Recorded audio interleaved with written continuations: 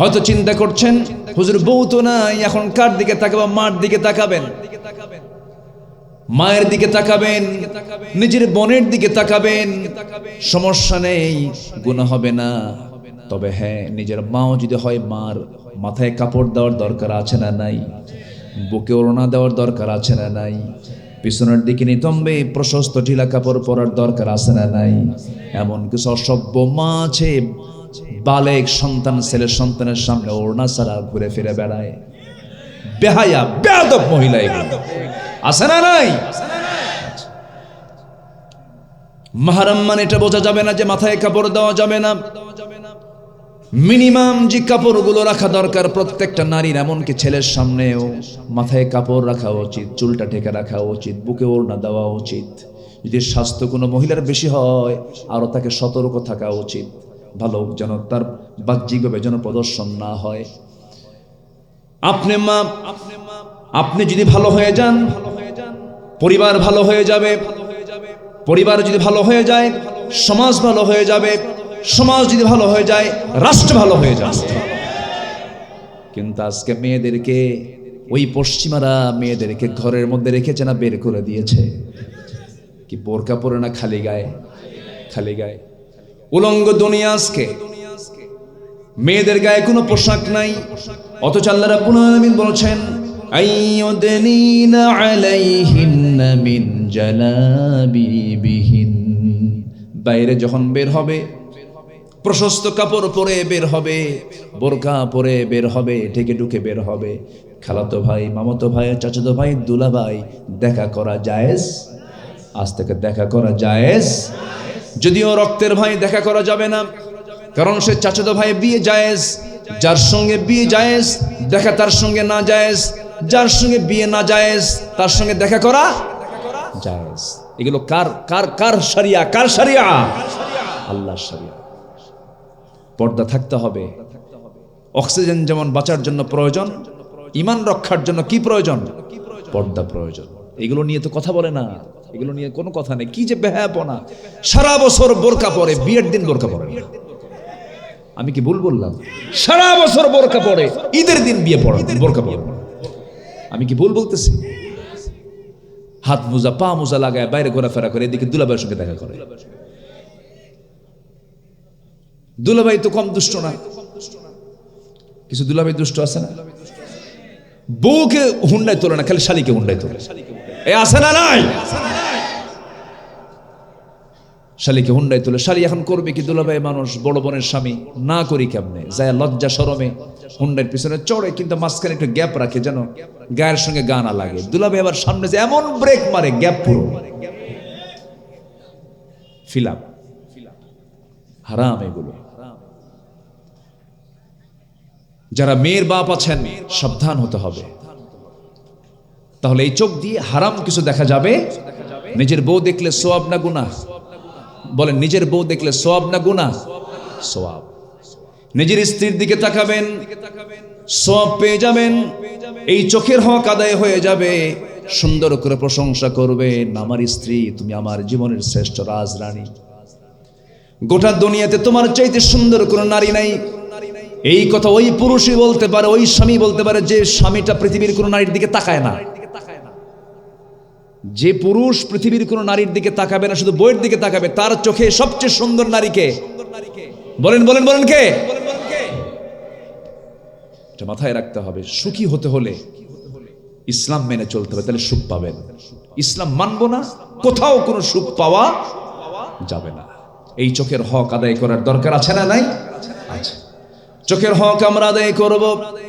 আল্লাহ রাব্বুল আলামিন এই চোখটাকে কত সুন্দর করে বানিয়ে বলছেন, আলাম নাজআল লাহু আইনাইনি ওয়া লিসানান ওয়া শাফাতাইনি ওয়া হাদাইনাহুন নাজদাইন। রহমত লাভের উপায় হলো 15টা, কেবল চলতেছে 1 নাম্বার। কত রাস্তা পাড়ি দিতে হবে, আর আপনি মারতেছেন দৌড়। এটা কেমন কথা? একটু বসুন। তাহলে চোখটা কার অবদান বলেন তো? বলেন, কার অবদান? আল্লাহর অবদান। প্রত্যেকটা মিনিটে 15 থেকে 20 বার চোখের পলক আমরা ফেলি, 15 থেকে 20 বার প্রতি মিনিটে। এটা কে করায় দিচ্ছেন? আল্লাহ করায় দিচ্ছেন। এই পলক শুধু পড়েই না, বরং প্রতিটা বার পড়ার সময় অশ্রু থেকে লিকুইড ছড়িয়ে দেয় পুরো চোখে। এর ফলে চোখ থাকে আর্দ্র, ধুলাবালি, ক্ষতিকর জীবাণু থেকে মুক্ত। পলক হলো চোখের প্রাকৃতিক ওয়াইফার, যা ঘুমের মধ্যেও চোখের সুরক্ষা নিশ্চিত করে। প্রতিদিন আমাদের চোখে গড়ে 1 মিলিলিটার অশ্রু তৈরি হয়, যা স্বচ্ছ অথচ অত্যন্ত কার্যকর এক তরল। এই অশ্রুর মধ্যে থাকে লাইসোজাইম নামের এক প্রাকৃতিক উপাদান, যা অ্যান্টিবায়োটিক, যা চোখকে ব্যাকটেরিয়ার আক্রমণ থেকে রক্ষা করে। মানুষ কান্দে, চোখ থেকে কি বের হয়? পানি বের হয়। আল্লাহর ভয়ে সৃষ্টি হয়, চোখ থেকে পানি বের হয়। সেই অশ্রু গড়িয়ে গড়ে গালের উপর দিয়ে চলে আসে। এই অশ্রু আবার চোখের বাইরের অংশে পুষ্টি অক্সিজেন সরবরাহ করে। কারণ কি? কর্নিয়াতে রক্তনালী থাকে না, তাই চোখের জল চোখকে রক্ষা করে শুকিয়ে যাওয়া ক্ষয়ে ব্যাকটেরিয়ার সংক্রমণ থেকে। সুবহানাল্লাহ বলা যাবে না? কার দেওয়া? আল্লাহর দেওয়া। আমাদের এই 2 চোখের, প্রত্যেকের এই 2 চোখই 27 কোটি 40 লক্ষ ফটো রিসেপ্টর নামক নিয়োজিত শ্রমিক আল্লাহর হুকুমে 24 ঘন্টা কাজ করে যাচ্ছে। 27 কোটি 40 লক্ষ ফটো রিসেপ্টর নামক নিয়োজিত শ্রমিক আল্লাহর হুকুমে কাজ করে যাচ্ছে। সুবহানাল্লাহ বলবেন না? কয় ব্যক্তির চোখে এটা? 1 ব্যক্তির চোখে। আল্লাহকে ভুলি কেমনে আমরা ভাই? আমার মাথা থেকে পা পর্যন্ত টোটাল বডি নিয়ন্ত্রণ করেন কে? আল্লাহ। সব আল্লাহ চালান। আল্লাহকে ভুলবো, এর চাইতে বড় বড় কপাল আর কে থাকতে পারে? আল্লাহকে ভোলা যাবে না। সব ভুলি, আল্লাহকে কখনো ভুলতে পারবো? আল্লাহকে ভোলা যাবে না। আমার বন্ধুগণ, আল্লাহর রহমত লাভের আশা করতে হবে। আল্লাহর রহমত পাওয়ার জন্য 1 নম্বর গুণের কথা বলেছি, আমরা মুত্তাকি হয়ে যাব। মুত্তাকি কাকে বলে? সাহাবে কেরামদের জীবনগুলো একটু তালাশ করে খুঁজে খুঁজে বের করব। আম্বে কেরামদের জীবন থেকে কিছু বিষয় জানার চেষ্টা করব। নাম্বার 2 হলো, আল্লাহর রহমত পাওয়ার জন্য আল্লাহ রাব্বুল আলামিন বলছেন ধৈর্য ধারণ করো। আল্লাহ রাব্বুল আলামিন বলেন, ওয়া আতিউল্লাহা ওয়া রাসূলাহু ওয়ালা তানাযাউ ফাতাফশালু ওয়া তাযহাবা রিহুকুম ওয়াসবিরু ইন্নাল্লাহা মা'আস সাবিরিন। জোরে বলুন আল্লাহু আকবার। ধৈর্য আগে না ব্যবসা আগে? আস্তে কয়, একটু দুনিয়ার কথা আগে কই। বলেন, ধৈর্য আগে না ব্যবসা আগে? ব্যবসা আছে কিন্তু ধৈর্য নাই, থাকবে ওর কিছু। কাপড়ের দোকানদার একটা কাপড় বিক্রি করার জন্য 1 কাপড় দেখায় না, 100 কাপড় দেখায়। মেলাগুলো দেখায়, একটা গেঞ্জি নেবে, 7-8টা গেঞ্জি নেওয়ার দেখানোর পরও যদি গেঞ্জি না নেয়, এমনও কিছু দোকানদার আছে চোখ গরম করে কয় নে। আছে কিনা বলেন? থাকবে কাস্টমার? থাকবে না। ধৈর্যের পরিচয় দিতে হবে সব জায়গায়। বিয়া আগে না ধৈর্য আগে? আস্তে কয়, বিয়া আগে না ধৈর্য আগে? এই যে কিছুদিন আগে একজন মহিলা আমাকে ফোন দিয়ে বলছেন, হুজুর একটা প্রশ্ন করতে চাই। কি প্রশ্ন বলুন? হুজুর, আমার স্বামীটা সকালেও তালাক দেয়, সন্ধ্যাও তালাক দেয়, আমি কি আসি না নাই? কি বুঝতেছেন? সকালেও তালাক দেয়, সন্ধ্যাও তালাক দেয়, আমি কি আসি না নাই? তাহলে দেখেন, শুধুমাত্র ধৈর্যহীনতার কারণে ঈমান চলে যাচ্ছে, বউয়ের সঙ্গে জেনা হয়ে যাচ্ছে। তালাক দেওয়ার পরে আবার কেন্দে বলে, হুজুর বড় ভুল করে ফেলেছে, রাগের মাথায় তালাক দিছে। হুজুর 2টা মেয়ে আছে, সংসার তো নষ্ট করা যাবে না, একটু ব্যবস্থা করে দেন। দেখছেন, মার্ডার করছে, কিন্তু মার্ডার করে কি কয়? ব্যবস্থা করে দেন। কেমনে হবে? কেমনে করে সম্ভব? আপনি তালাক চূড়ান্ত আকারে দিয়েছেন, আর ফেরত নেওয়ার কোনো সুযোগ হবে না। আমার বন্ধুগণ, অসংখ্য পরিবার আমার দেশে আছে, স্বামী স্ত্রী পরিচয় বহন করে চলছে, বাচ্চা কাচ্চা হচ্ছে, কিন্তু সবগুলো জেনা জেনা জেনা। ঠিক কিনা? জেনা। শরিয়ত বোঝে না, ধৈর্য নাই, মুখে যা আসছে তাই কইছে। 1 তালাক তো 3, আত-তালাকু মাররাতান, 3 তালাক, আত-তালাকু মাররাতান, 2 তালাক। কিন্তু কোনো কোড নাই, কোনো নিয়ম নাই, কোনো মানে সিস্টেমই নাই, একসাথে 100 তালাক। আছে না এরকম? 100 তালাক দিয়ে আবার কয় হুজুর শ্বশুর শুদ্ধ তালাক, কি শাশুড়ি শুদ্ধ তালাক। এগুলো কোনো কথা বলেন তো? ইমানদার ভারসাম্যহীন এরকম হতে পারে? ইমানদার কখনো ভারসাম্যহীন হয়? ইমানদার হবে স্ট্যান্ডার্ড, তার চলাফেরা হবে নরমাল, নাই স্পেশাল। এই স্পেশাল কিসের নরমাল? ইমানদার থাকবে কি নরমাল মানুষের মতো নেই, স্পেশাল থাকবে। স্পেশাল বলেন, সবাই মিথ্যা কথা বলবে, ইমানদার মিথ্যা কথা বলবে না। ইমানদার থাকবে হলো ব্যতিক্রম। ইমানদারের সাথে অন্য লোকের কোনো সম্পর্ক মানে যে ডিফারেন্সটা হবে আকাশ জমিন। ইমানদাররা তার তার চলাফেরা, তার চালচলন, তার কথাবার্তা সব হবে একরকম না ভিন্ন রকম? ভিন্ন রকম, একটু ভিন্ন হবে। যারা পারেন ঠোঁট মিলিয়ে বলুন, ربنا آتنا في الدنيا حسنة وفي الآخرة حسنة وقنا عذاب النار। আয় আল্লাহ তাআলা দুনিয়াকে সুন্দর করে দাও, দুনিয়ার হাসানা দিয়ে দাও, আখিরাতের হাসানা দিয়ে দাও, এবং জাহান্নামের আগুন থেকে তুমি আল্লাহ আমাকে বাঁচাইয়া দাও। কি সুন্দর দোয়া। তো দুনিয়াও সুন্দর করার দরকার আছে না নাই বলেন তো? দুনিয়া সুন্দর হবে কোরআন ছাড়া না কোরআন সহ? এ দেশ 54 বছর চলেছে কোরআন দিয়া না কোরআন ছাড়া? তাহলে কি আমরা সুন্দর ছিলাম না অসুন্দর ছিলাম? আসতে কন কেন? সুন্দর ছিলাম না অসুন্দর ছিলাম? অসুন্দর ছিলাম। দুনিয়া সুন্দর করতে হলে সুন্দরের মাধ্যম কি বলুন? কোরআন। তাহলে 54 বছর আমরা যারা ছিলাম কোরআন ছাড়া না কোরআন সহ? কোরআন ছাড়া ছিলাম। আমরা সামনের দিনগুলোতে থাকতে চাই কোরআন কি ছাড়া না কোরআন সহ? কোরআন নিয়ে থাকবো। জোরে বলি ইনশাআল্লাহ। রাগ করতেছেন মনে হয়? হুজুর কেমন যেন ইঙ্গিত ইঙ্গিত মনে হয়, কেমন যেন একটা প্যাঁচ প্যাঁচ মনে হয়, এরকম ভাবতেছেন নাকি? না, আমি কাউকে সন্তুষ্ট করার জন্য কথা বলতে আসিনি, একমাত্র আল্লাহ ছাড়া। আল্লাহ যা বলতে বলবেন আমি তাই বলবো, আল্লাহ যা বলতে বলেছেন আমি তাই বলবো, আল্লাহ যা শুনতে বলেছেন আমি তাই শুনবো। ঠিক কিনা? জি। সম্মানিত ভাইয়েরা, যদি এই দেশ যদি কোরআন দিয়ে চলতো তাহলে এই দেশের সিচুয়েশনটা কোথায় যেত জানেন? গোটা পৃথিবীর একটা মডেল রাষ্ট্র হতো বাংলাদেশ। বলি আলহামদুলিল্লাহ। কিন্তু আমরা সেই সাজে সাজতে পারিনি। আমরা বারবার ধোঁকা খেয়েছি অনেক। আমার দেশের মানুষ একটা জিনিসে খুব এক্সপার্ট, খুব ভালো জানে, সেটা হলো তেল মারা। কি মারা বলেন তো? তেল মারা। এটাতে পৃথিবীর ভিতরে ফার্স্ট। এরকম তেলবাজ, এরকম তেল মারা লোক অন্য দেশে খুব কমই আছে। খুব তেল মারতে পারে, কারণ এ দেশে তো আর আপেল গাছ হয় না, এদেশে শুধু সরিষার তেল হয়। সরিষা, এই জন্য তেল মারার লোকটাই বেশি। কিন্তু আল্লাহ পাক তেল মারতে মানা করেছেন। আল্লাহ পাক প্রশংসা সামনে করতে মানা করেছেন। প্রশংসা আড়ালে করো, সামনে প্রশংসা বেশি করলে মুখে মাটি মারো। বলেছেন মুহাম্মদ সাল্লাল্লাহু আলাইহি ওয়াসাল্লাম। সম্মানিত ভাইয়েরা, অনেক কথা আছে, ধীরে ধীরে আমি আমার মূল আলোচনার দিকে চলে যাচ্ছি। আমি আলোচনার সূচনায় কোরআনে কারীমের গুরুত্বপূর্ণ একটি সূরা, সূরাতুল হুজুরাত থেকে মাসদিক থেকে আমি কয়েকটা আয়াতে কারীমা আমি তেলাওয়াত করেছি। এই আয়াতগুলোকে সামনে রেখে কিছু কথা বলতে চাচ্ছি। আল্লাহ রাব্বুল আলামিন যেন সেই কথাগুলো মুখ থেকে বের করে দেন, যে কথাগুলো মুসলিম উম্মার জন্য এই মুহূর্তে দারুণ প্রয়োজন। আল্লাহ কবুল করুন, জোরে বলে আমিন। সম্মানিত ভাই সব,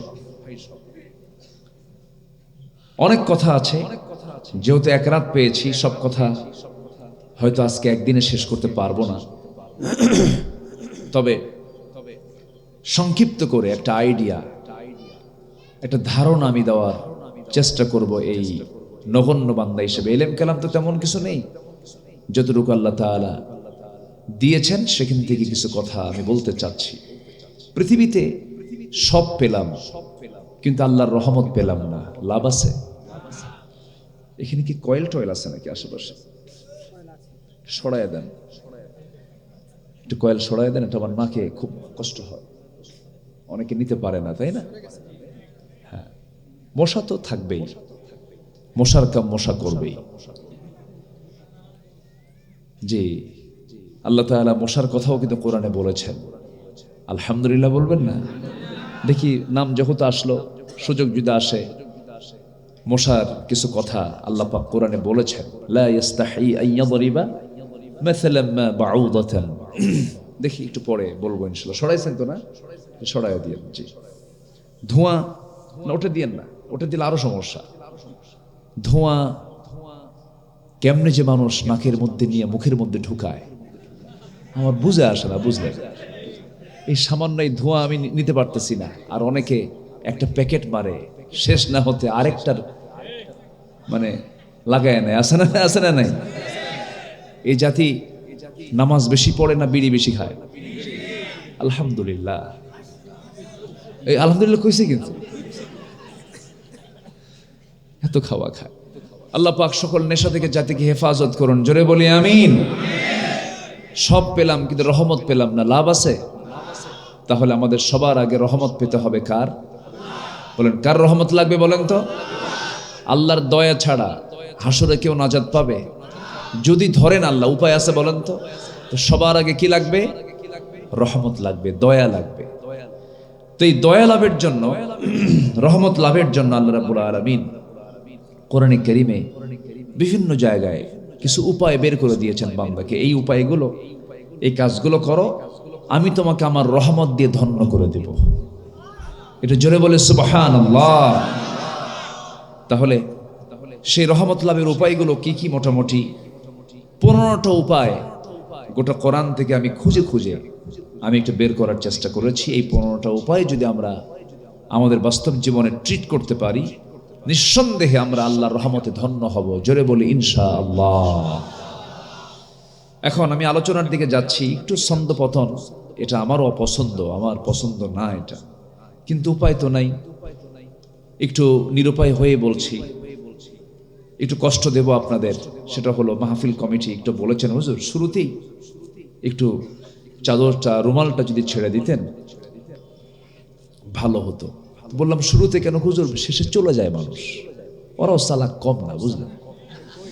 তো এখন তারা একটু আমাকে এই আবদারটা করেছেন, তো দিলে দুটো কাজ হবে। একটা হলো শোনার ইবাদত, শুনতে এসেছেন, এটা একটা ইবাদত হলো।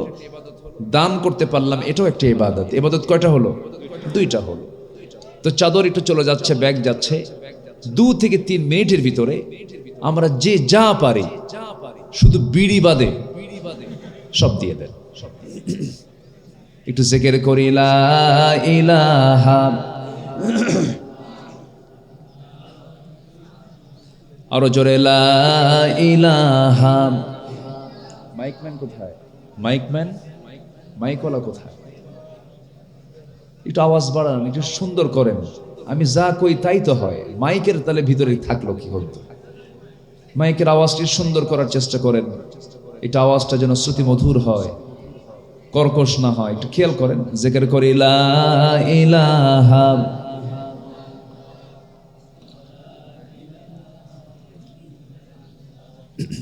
চাদরগুলো গেছে, আমরা বরকত মনে করে নিয়ত করব, আগে সবাই দেব।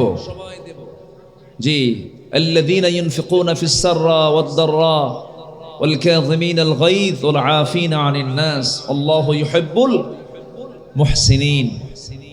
গোপনে প্রকাশ্যে আল্লাহ পাক দান করতে বলেছেন, এদেরকে আল্লাহ পাক মুহসিন বলেছেন।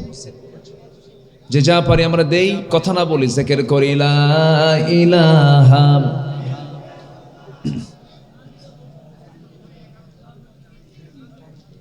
লা ইলাহা ইল্লাল্লাহ, লা ইলাহা ইল্লাল্লাহ, সুবহানাল্লাহ আলহামদুলিল্লাহ।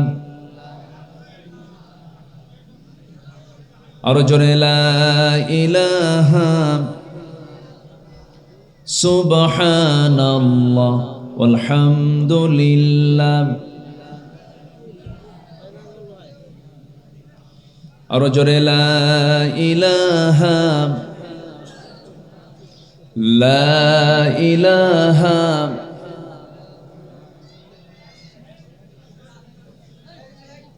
এত চাদর গেল কোথায়? হ্যাঁ, পিছন দিয়ে দৌড় মারল না তো আবার? যে তাড়াতাড়ি দ্রুত গতিতে আমরা মাহফিলের সৌন্দর্যকে রক্ষা করব, চুল পরিমাণ মাহফিলে যেন কোনো শৃঙ্খলা ভঙ্গ না হয়, এদিকে আমরা খেয়াল করি। জিকির করি লা ইলাহা সুবহানাল্লাহ আলহামদুলিল্লাহ, আর জোরে সুবহানাল্লাহ আলহামদুলিল্লাহ,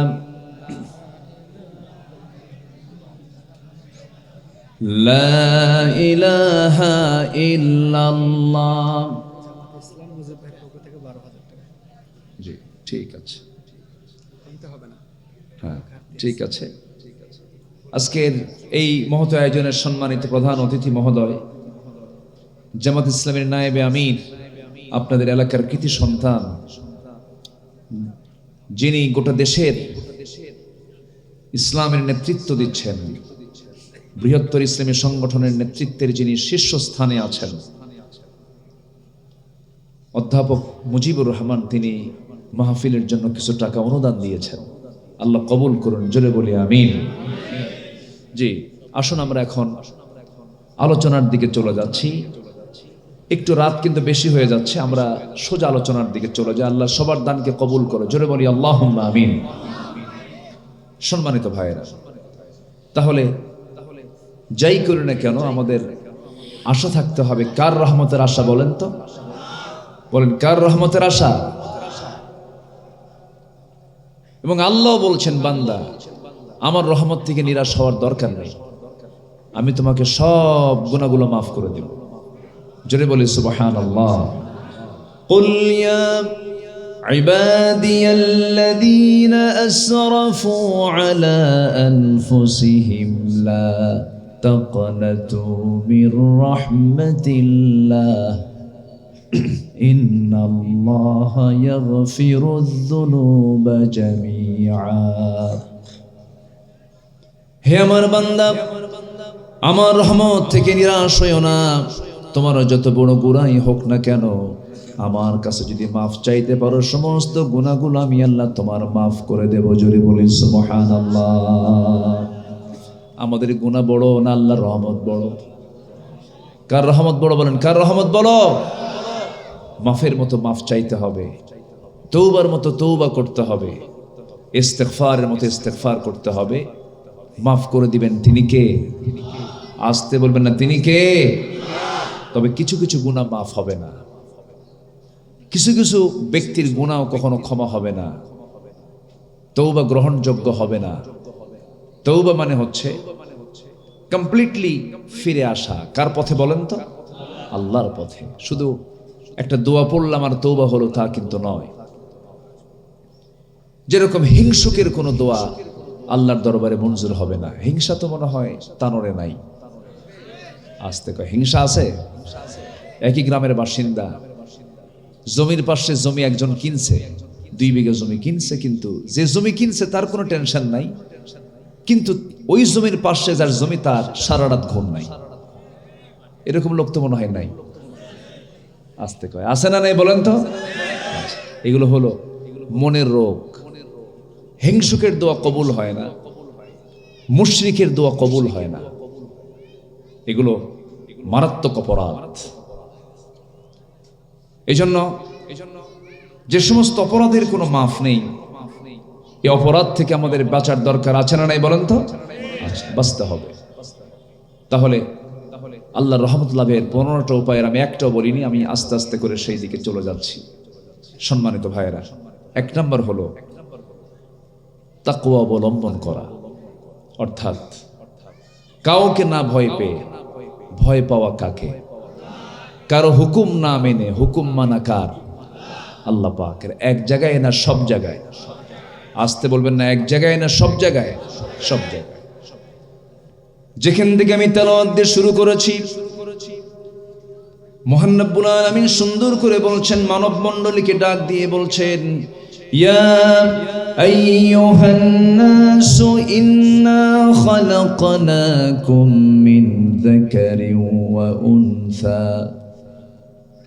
وجعلناكم شعوبا وقبائل لتعارفوا إن أكرمكم عند الله أتقاكم واتقوا عند الله أتقاكم إن الله عليم خبير জোরে বলুন আল্লাহু আকবার।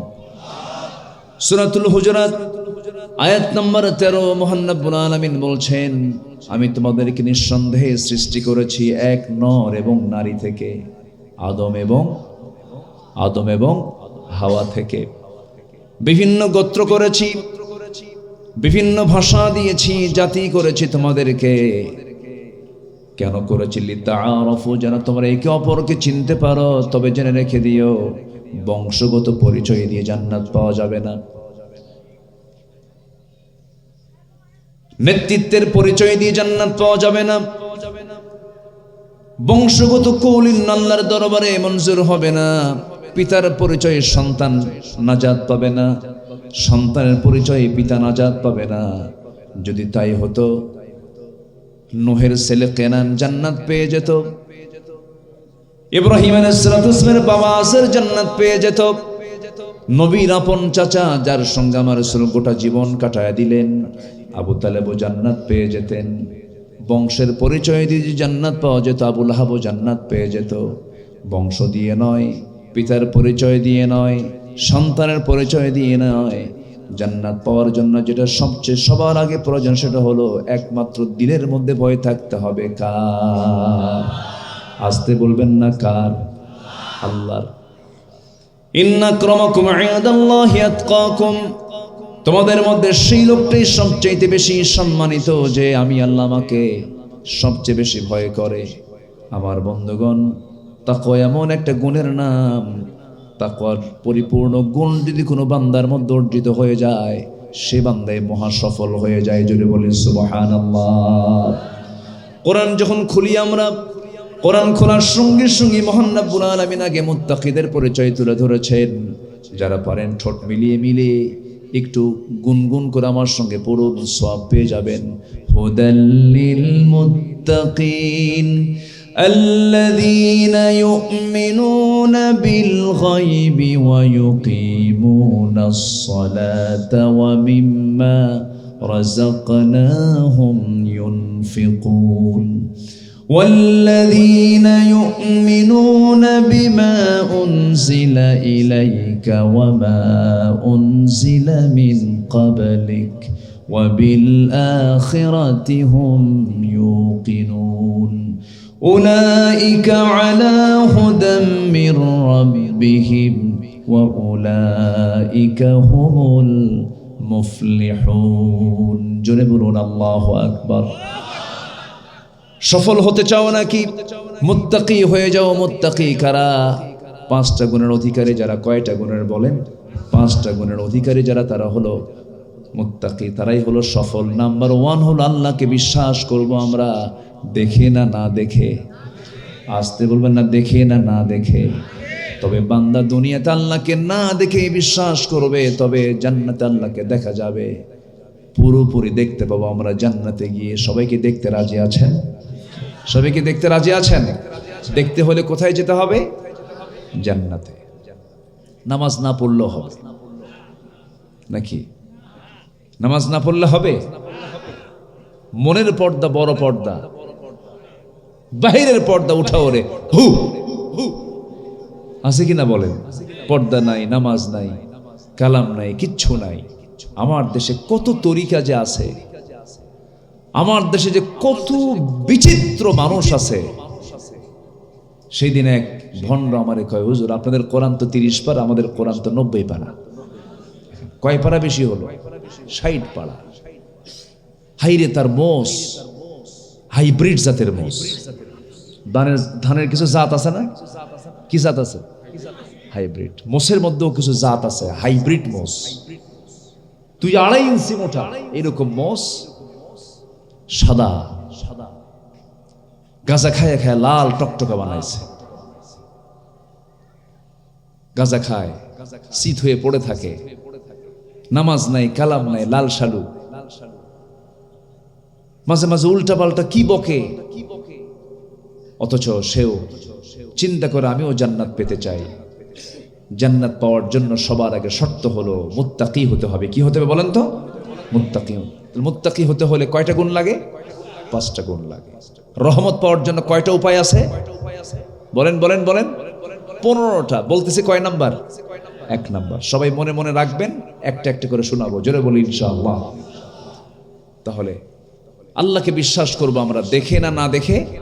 না দেখে। আল্লাহকে এই দুনিয়াতে আমরা দেখতে পারবো না, এই চর্মচক্ষু পারবে না, আল্লাহকে দেখতে পারবে না। একজন নবীও দেখতে গিয়ে দেখতে পারেন নাই, দেখতে গিয়ে তিনি অজ্ঞান হয়ে পড়েছিলেন। কোরআনে বিস্তারিত আলোচনা আছে। বলেন তো সেই নবীর নামটা কি? কাম সারছে, বাড়ি কি আশেপাশে নাকি? এত দ্রুত বলে ফেললেন। দেখেন কোথাকার মুসা, এখানে কত পরিচিতি তার। এই পরিচিতির মধ্যে সুনাম না দুর্নাম? সুনাম। আরেকজন আছে তার সাথী ছিল, প্রতিদ্বন্দ্বী ছিল, তার নাম কি? ফেরাউনের নাম জানেন না আপনারা? না, কোরআনে তার নাম আছে না নাই? মুসাও আছে, ফেরাউন আছে। ফিরআউন ওয়া হামান ওয়া জুনুদাহুমা। তাহলে ফেরাউনও পরিচিত, সুনাম না দুর্নাম? কি সুখ্যাত না কুখ্যাত? কুখ্যাত। তাহলে পরিচিতি কিন্তু দুই ভাবে হয়, একটা সুনামের সাথে, আরেকটা দুর্নামের সাথে। সুনামের ফলাফল হলো এখানে মুসা নামে লোক পাওয়া যাবে, রাজশাহীতে মুসা নামে বহু লোক পাওয়া যাবে। শুধু রাজশাহী নয়, গোটা দুনিয়া জুড়েও একটা ফেরাউন নাম খুঁজে পাবেন না। ঠিক কিনা বলেন? এখানে ইব্রাহিম নামে কে আছে দেখি হাত তোলে। ইব্রাহিম, ওই যে সামনে দেখেন ইব্রাহিম, আব্বা। আমাদের আব্বাকে জোরে করে আমাদের আব্বা কে বলেন? মিল্লাতে আবিকুম, জাতির পিতা কে?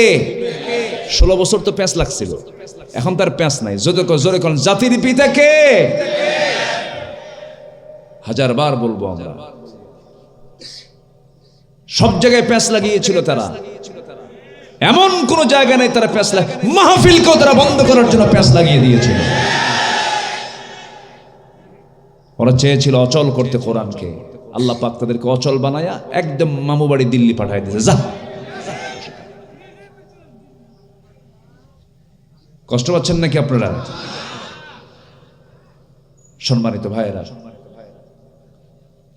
তো ইব্রাহিম খুঁজে পাইলাম, ইসমাইল কই দেখি? ইসমাইল এদিক থেকে ইসমাইল নাই, কই ইসমাইল? হ্যাঁ, ওই যে ইসমাইল। তাহলে দেখেন ইব্রাহিমও আছে, ইসমাইল দেখি। নমরুদ কই? নমরুদ আছে? নমরুদ নামে কেউ আছে?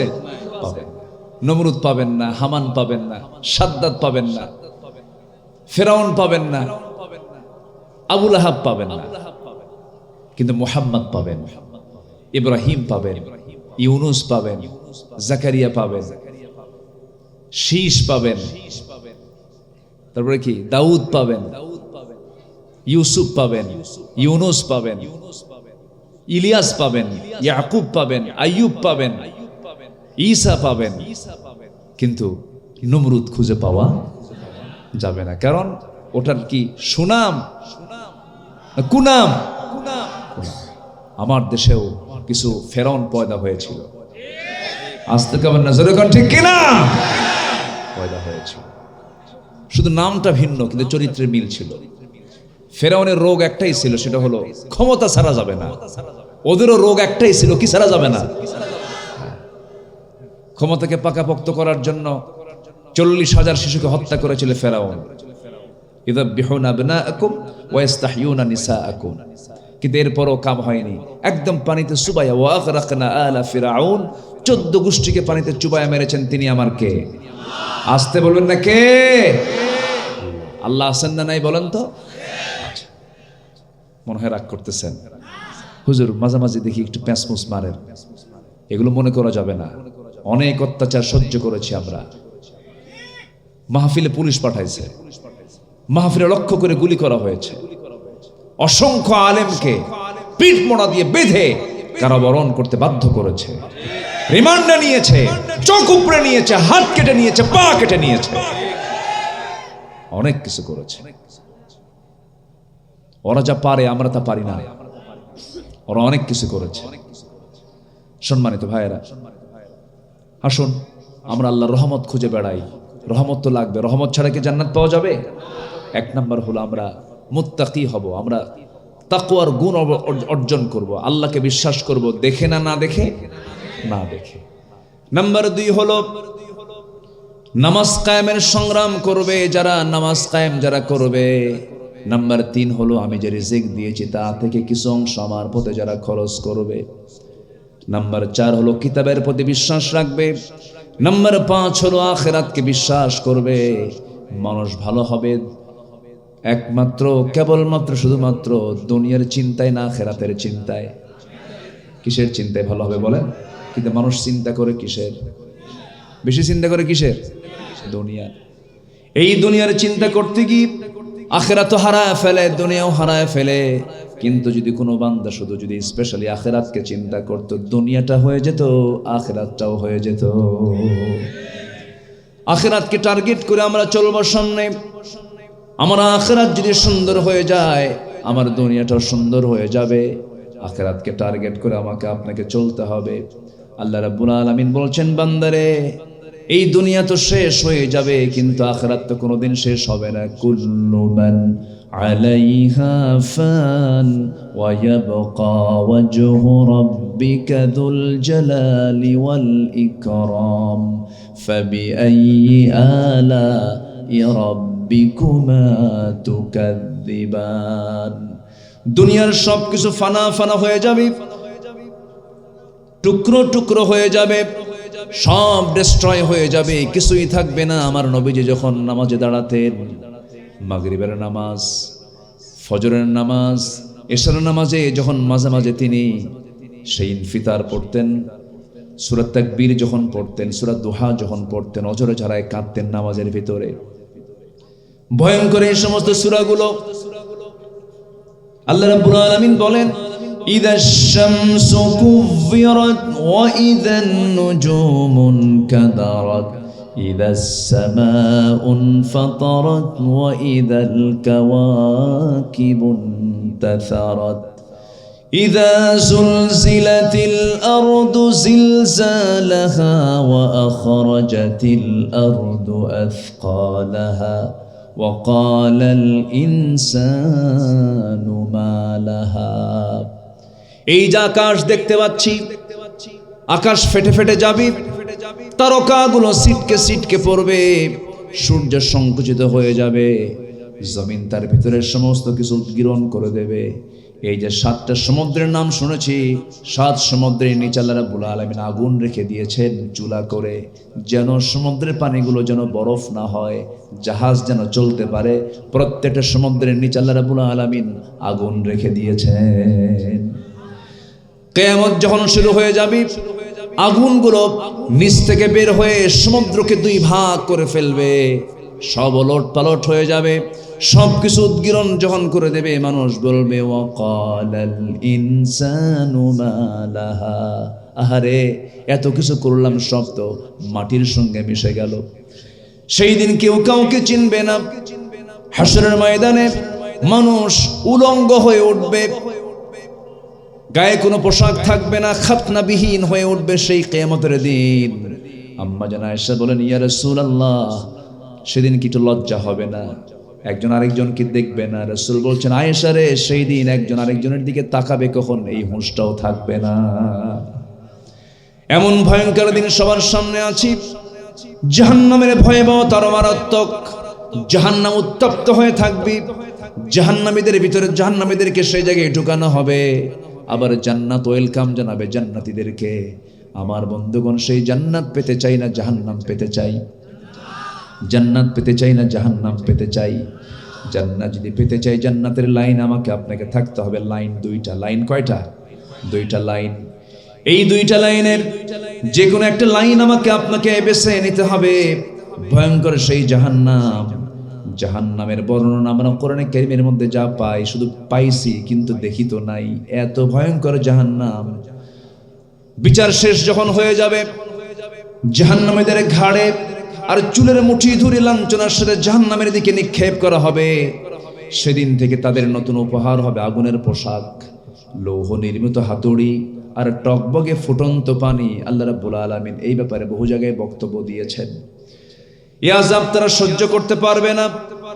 জান্নাতবাসীদের কাছে একটু পানি ঢেলে দোয়া দেয়ার আকুল আবেদন তারা জানাবে। তারা বলবে ওয়ানাদা আসহাবুন নারি আসহাবাল জান্নাহ আন আফিদু আলাইনা মিনাল মা আও মিম্মা রাযাকাকুমুল্লাহ قالوا إن الله حرمهما على الكافرين জোরে বলুন আল্লাহু আকবার। সূরাতুল আরাফ আয়াত নাম্বার 50। দোজখের অধিবাসীরা জান্নাতের অধিবাসীদেরকে ডেকে বলবে আমাদের উপর কিছু পানি অথবা তোমাদের আল্লাহ যে রিজিক দিয়েছেন তা থেকে একটু ঢেলে দাও। তারা বলবে নিঃসন্দেহে আল্লাহ তা কাফিরদের জন্য হারাম করে দিয়েছেন, কাফিররা তা পাবে না। শেষ পর্যন্ত ব্যর্থ হয়ে বলবে ওই সমস্ত বান্দাগুলো, তারা বলবে আল্লাহকে ডাক দিয়ে বলবে আল্লাহ শাস্তি একটু কমায় দাও, ইউখাফফাফ আন্না ইয়াওমান মিনাল আযাব। কি ভয়ঙ্কর সেই দিন।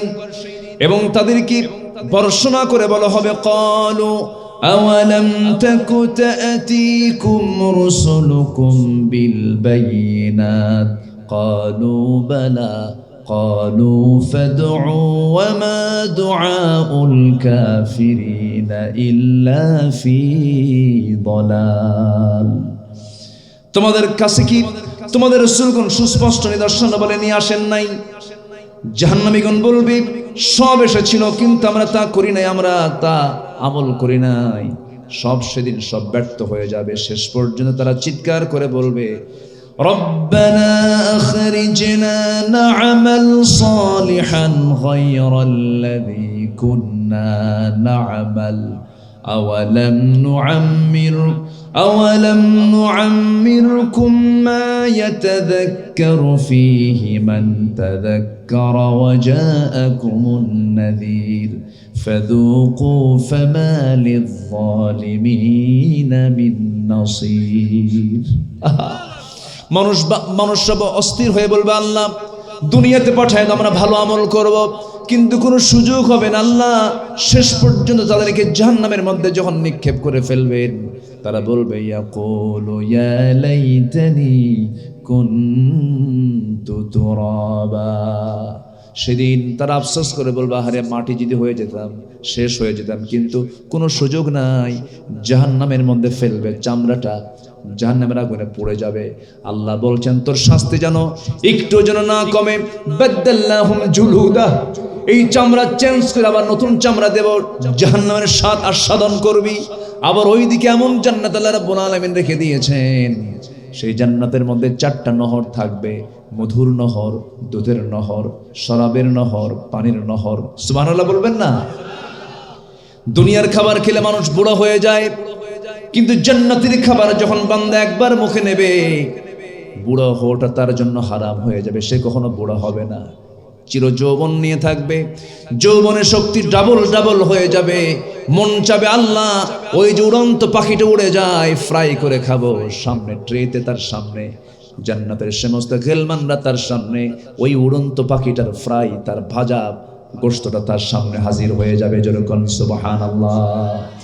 এমন হুর দেওয়া হবে লাম ইয়াতমিসহুন্না ইনসুন ক্বাবলাহুম ওয়ালা জান ওয়া হুরুন আইন কামসালিল লুলুইল মাকনুন। জোরে বলি আল্লাহু আকবার।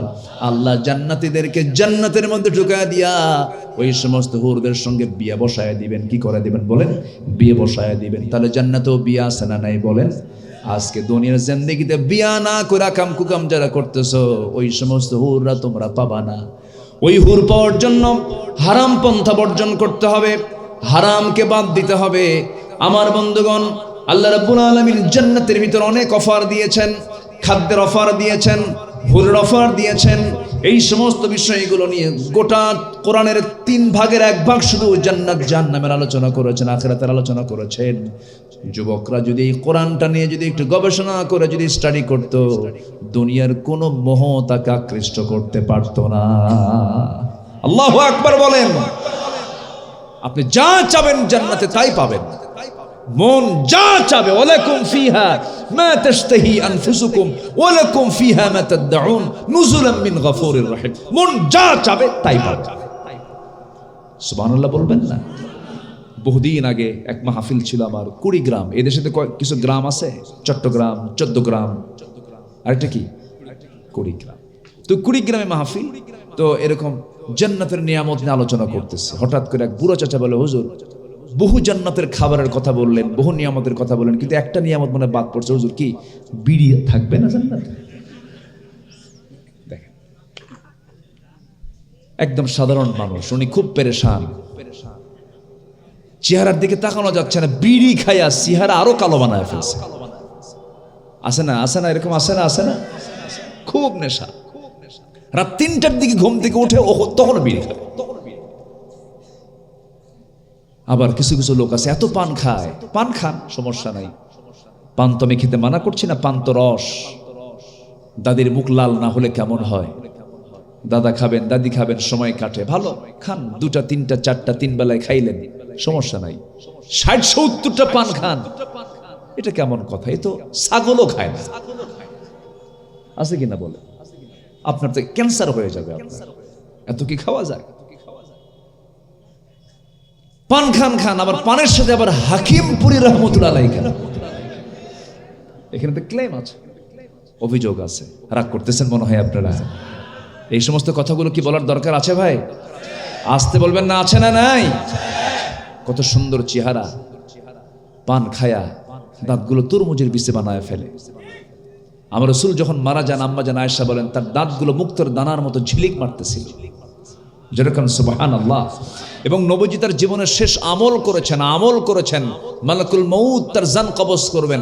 সর্বশেষ তিনি যে আমলটা করেছেন সেটা হলো মেসওয়াক করা, মুখটাকে পরিষ্কার রাখা, দাঁতটাকে পরিষ্কার রাখা, যেন আমার আল্লাহর নামের জিকির করতে যেন কোনো দুর্গন্ধ না বের হয়। আর সেই মুখের মধ্যে কি ঘুতায় সারাদিন ধরে, আছে কি না বলেন? কি দরকার রে ভাই? প্রয়োজন নেই। আমরা মুখটাকে পরিচ্ছন্ন রাখবো। আল্লাহ তো মুখের মধ্যে ভিজা জিনিস দিয়ে দিছে। লালা আছে না? মুখের লালা নাই? মুখের লালা কে দিয়েছেন? লালার কোনো স্বাদ আছে? স্বাদ নাই। স্বাদ কেন দেন নাই? যে খাবার খাবেন সেটাই স্বাদ লাগবে তখন। আর লালা যদি স্বাদের হতো, মিষ্টি হতো অথবা টক হতো, পৃথিবীর কোনো খাবার খেতে আপনি মজা পেতেন না। মাঝে মাঝে অতিরিক্ত জ্বর হলে তখন মুখ কি হয়? কি হয় বলেন? সব খাবার তখন কি মনে হয়? তিতা লাগে। আল্লাহ পাক লালাকে আল্লাহ পাক স্বাদহীন করেছেন। আবার কানের মধ্যে যে ময়লা আছে, কানের মধ্যে ময়লা আছে না নাই? ওই ময়লাকে কি বলে? গরু খায়। এটা কোন খোল? আচ্ছা, ইয়ারওয়াক্স, কানের যে ময়লা, এই ময়লাটা আল্লাহ পাক এমনি এমনি দেননি, এটা দেওয়ার হিকমত আছে। এই ময়লাটা হলো তিতা, হয়তো মুখে নেন নাই, কিন্তু এটার মানে স্বাদ হচ্ছে তিতা, তিক্ততা। যদি এটা যদি মিষ্টি হতো তাহলে ঘুমিয়ে পড়তেন আপনি রাত্রেবেলা। আর মিষ্টি আছে যেখানে, পিঁপড়া আছে সেখানে, সব পিঁপড়া কি জমা হতো কোথায়? কানে। কান সাফ করবেন না ঘুম পারবেন, বড় বেকায়দা হয়ে যেত। আল্লাহ পাক কানকে সিকিউর করেছেন ওই খোল দিয়া। আল্লাহ রাব্বুল আলামিন আবার চোখটাকে হেফাজত করেছেন সুন্দর করে, লবণ পানি দিয়া খাই হলো মিঠা পানি। আর চোখে থাকে কি পানি বলেন? লবণ পানি, খরা পানি। আল্লাহ রাব্বুল আলামিন খরা পানি কেন দিয়েছেন? কারণ খরা পানি এজন্য দিয়েছেন, বান্দার তোর চোখের মধ্যে জীবাণু ঢুকে যাবে, বিভিন্ন ব্যাকটেরিয়ার সৃষ্টি হবে, তোর চোখটা নষ্ট হয়ে যাবে, ফুলে যাবে, নানা রোগে রোগাক্রান্ত হয়ে পড়বি। কারণ চোখ তো বাইরের জিনিস, সম্পূর্ণ ভিন্ন একটা ভাবে থাকে, খোলা জিনিস, চামড়ায় প্যাকেট না। আমি আল্লাহ রাব্বুল আলামিন তোর চোখটাকে ভাসমান করে স্থায়ী অয়েন্টমেন্টের বন্দোবস্ত করে, স্থায়ী মলমের বন্দোবস্ত করে দিয়েছি, যেন আমৃত্যু তুই তোর চোখটা ঠিক রেখে আমি আল্লাহ আমার সৃষ্টিগুলো দেখে যেন তুই বলতে পারিস আলহামদুলিল্লাহি রাব্বিল আলামিন। সবাই বলেন আলহামদুলিল্লাহি রাব্বিল আলামিন। প্রশংসাকার, আসতে বলবেন না প্রশংসাকার। এই চোখ দিয়ে দেখবো খারাপ না ভালো, নিজের বউ না পরের বউ। অনেকে চুপ করে আছে, হুজুর কিছুই খবর না, পরের বউ না নিজের বউ। বলতেছে না কেন হুজুর বিয়েই তো করি নাই, আমি কি কব? হয়তো চিন্তা করছেন হুজুর বউ তো নাই, এখন কার দিকে তাকাবেন? মার দিকে তাকাবেন, মায়ের দিকে তাকাবেন, নিজের বোনের দিকে তাকাবেন। সমস্যা নেই, গুনাহ হবে না। তবে হ্যাঁ, নিজের মাও যদি হয়, মার মাথায় কাপড় দেওয়ার দরকার আছে না নাই? বুকে ওড়না দেওয়ার দরকার আছে না নাই? পিছনের দিকে নিতম্বে প্রশস্ত ঢিলা কাপড় পরার দরকার আছে না নাই? এমন কিছু অসভ্য মা আছে, বালেক সন্তান, ছেলে সন্তানের সামনে ওড়না ছাড়া ঘুরে ফিরে বেড়ায়। বেহায়া বেয়াদব মহিলা এগুলো আছে না নাই? মাহরাম মানে এটা বোঝা যাবে না যে মাথায় কাপড় দেওয়া যাবে না। মিনিমাম যে কাপড়গুলো রাখা দরকার প্রত্যেকটা নারীর, এমনকি ছেলের সামনেও মাথায় কাপড় রাখা উচিত, চুলটা ঢেকে রাখা উচিত, বুকে ওড়না দেওয়া উচিত। যদি স্বাস্থ্য কোনো মহিলার বেশি হয়, আরো তাকে সতর্ক থাকা উচিত, ভালো যেন তার বাহ্যিকভাবে যেন প্রদর্শন না হয়। আপনি যদি ভালো হয়ে যান, পরিবার ভালো হয়ে যাবে। পরিবার যদি ভালো হয়ে যায়, সমাজ ভালো হয়ে যাবে। সমাজ যদি ভালো হয়ে যায়, রাষ্ট্র ভালো হয়ে যাবে। কিন্তু আজকে মেয়েদেরকে, ওই পশ্চিমারা মেয়েদেরকে ঘরের মধ্যে রেখেছে না বের করে দিয়েছে? কি বোরকা পরে না খালি গায়ে? খালি গায়ে উলঙ্গ দুনিয়া। আজকে মেয়েদের গায়ে কোনো পোশাক নাই, অথচ আল্লাহ রাব্বুল আলামিন বলেছেন আইয়ুদনিনা আলাইহিন্না মিন জালাবিবিহিন। বাইরে যখন বের হবে, প্রশস্ত কাপড় পরে বের হবে, বোরকা পরে বের হবে, ঢেকে ঢুকে বের হবে। খালাতো ভাই, মামাতো ভাই, চাচাতো ভাই, দুলা ভাই দেখা করা জায়েজ? আজ থেকে দেখা করা জায়েজ। যদিও রক্তের ভাই দেখা করা যাবে না, কারণ সে চাচাতো ভাই বিয়ে জায়েজ। যার সঙ্গে বিয়ে জায়েজ, দেখা তার সঙ্গে না জায়েজ। যার সঙ্গে বিয়ে না জায়েজ, তার সঙ্গে দেখা করা জায়েজ। এগুলো কার কার কার শরিয়া? কার শরিয়া? আল্লাহর শরিয়া। পর্দা থাকতে হবে। অক্সিজেন যেমন বাঁচার জন্য প্রয়োজন, ঈমান রক্ষার জন্য কি প্রয়োজন? পর্দা প্রয়োজন। এগুলো নিয়ে তো কথা বলে না, এগুলো নিয়ে কোনো কথা নেই। কি যে বেহায়াপনা! সারা বছর বোরকা পরে, বিয়ের দিন বোরকা পরে না। আমি কি ভুল বললাম? সারা বছর বোরকা পরে, ঈদের দিন বিয়ে পড়ে বোরকা পরে। আমি কি ভুল বলতেছি? হাত মোজা পা মোজা লাগায় বাইরে ঘোরাফেরা করে, এদিকে দুলাভাইয়ের সঙ্গে দেখা করে। দুলাভাই তো কম দুষ্ট না। কিছু দুলাভাই দুষ্ট আছে না? বউকে হুন্ডায় তোলে না, খালি শালিকে হুন্ডায় তোলে। এ আছে না নাই? শালিকে হুন্ডায় তোলে। শালি এখন করবে কি? দুলাভাই মানুষ, বড় বোনের স্বামী, না করি কেমনে? যায় লজ্জা শরমে হুন্ডার পিছনে চড়ে, কিন্তু মাঝখানে একটু গ্যাপ রাখে যেন গায়ের সঙ্গে গা না লাগে। দুলাভাই আবার সামনে যে এমন ব্রেক মারে, গ্যাপ পুরো ফিলাপ। হারাম এগুলো। যারা মেয়ের বাপ আছেন, সাবধান হতে হবে। তাহলে এই চোখ দিয়ে হারাম কিছু দেখা যাবে। নিজের বউ দেখলে সওয়াব না গুনাহ? বলেন, নিজের বউ দেখলে সওয়াব না গুনাহ? সওয়াব। নিজের স্ত্রীর দিকে তাকাবেন, সওয়াব পেয়ে যাবেন। এই চোখের হক আদায় হয়ে যাবে। সুন্দর করে প্রশংসা করবেন, আমার স্ত্রী, তুমি আমার জীবনের শ্রেষ্ঠ রাজরানী। গোটা দুনিয়াতে তোমার চাইতে সুন্দর কোনো নারী নাই। এই কথা ওই পুরুষই বলতে পারে, ওই স্বামী বলতে পারে যে স্বামীটা পৃথিবীর কোনো নারীর দিকে তাকায় না। যে পুরুষ পৃথিবীর কোনো নারীর দিকে তাকাবে না, শুধু বইয়ের দিকে তাকাবে, তার চোখে সবচেয়ে সুন্দর নারীকে? বলেন বলেন বলেন কে? এটা মাথায় রাখতে হবে। সুখী হতে হলে ইসলাম মেনে চলতে হবে, তাহলে সুখ পাবেন। ইসলাম মানবো না, কোথাও কোনো সুখ পাওয়া যাবে না। এই চোখের হক আদায় করার দরকার আছে না নাই? আছে। চোখের হক আমরা আদায় করব। আল্লাহ রাব্বুল আলামিন এই চোখটাকে কত সুন্দর করে বানিয়ে বলছেন, আলাম নাজআল লাহু আইনাইনি ওয়া লিসানান ওয়া শাফাতাইনি ওয়া হাদাইনাহুন নাজদাইন। রহমত লাভের উপায় হলো 15টা, কেবল চলতেছে 1 নাম্বার। কত রাস্তা পাড়ি দিতে হবে, আর আপনি মারতেছেন দৌড়। এটা কেমন কথা? একটু বসুন। তাহলে চোখটা কার অবদান বলেন তো? বলেন, কার অবদান? আল্লাহর অবদান। প্রত্যেকটা মিনিটে 15 থেকে 20 বার চোখের পলক আমরা ফেলি। 15 থেকে 20 বার প্রতি মিনিটে। এটা কে করায় দিচ্ছেন? আল্লাহ করায় দিচ্ছেন। এই পলক শুধু পড়েই না, বরং প্রতিটা বার পড়ার সময় অস্ত্র থেকে লিকুইড ছড়িয়ে দেয় পুরো চোখে। এর ফলে চোখ থাকে আর্দ্র, ধুলাবালি, ক্ষতিকর জীবাণু থেকে মুক্ত। পলক হলো চোখের প্রাকৃতিক ওয়াইফার, যা ঘুমের মধ্যেও চোখের সুরক্ষা নিশ্চিত করে। প্রতিদিন আমাদের চোখে গড়ে 1 মিলিলিটার অশ্রু তৈরি হয়, যা স্বচ্ছ অথচ অত্যন্ত কার্যকর এক তরল। এই অশ্রুর মধ্যে থাকে লাইসোজাইম নামের এক প্রাকৃতিক উপাদান, যা অ্যান্টিবায়োটিক, যা চোখকে ব্যাকটেরিয়ার আক্রমণ থেকে রক্ষা করে। মানুষ কান্দে, চোখ থেকে কি বের হয়? পানি বের হয়। আল্লাহর ভয়ে সৃষ্টি হয়, চোখ থেকে পানি বের হয়। সেই অশ্রু গড়িয়ে গড়ে গালের উপর দিয়ে চলে আসে। এই অশ্রু আবার চোখের বাইরের অংশে পুষ্টি অক্সিজেন সরবরাহ করে। কারণ কি? কর্নিয়াতে রক্তনালী থাকে না, তাই চোখের জল চোখকে রক্ষা করে শুকিয়ে যাওয়া ক্ষয় ব্যাকটেরিয়ার সংক্রমণ থেকে। সুবহানাল্লাহ বলা যাবে না? কার দেওয়া? আল্লাহর দেওয়া।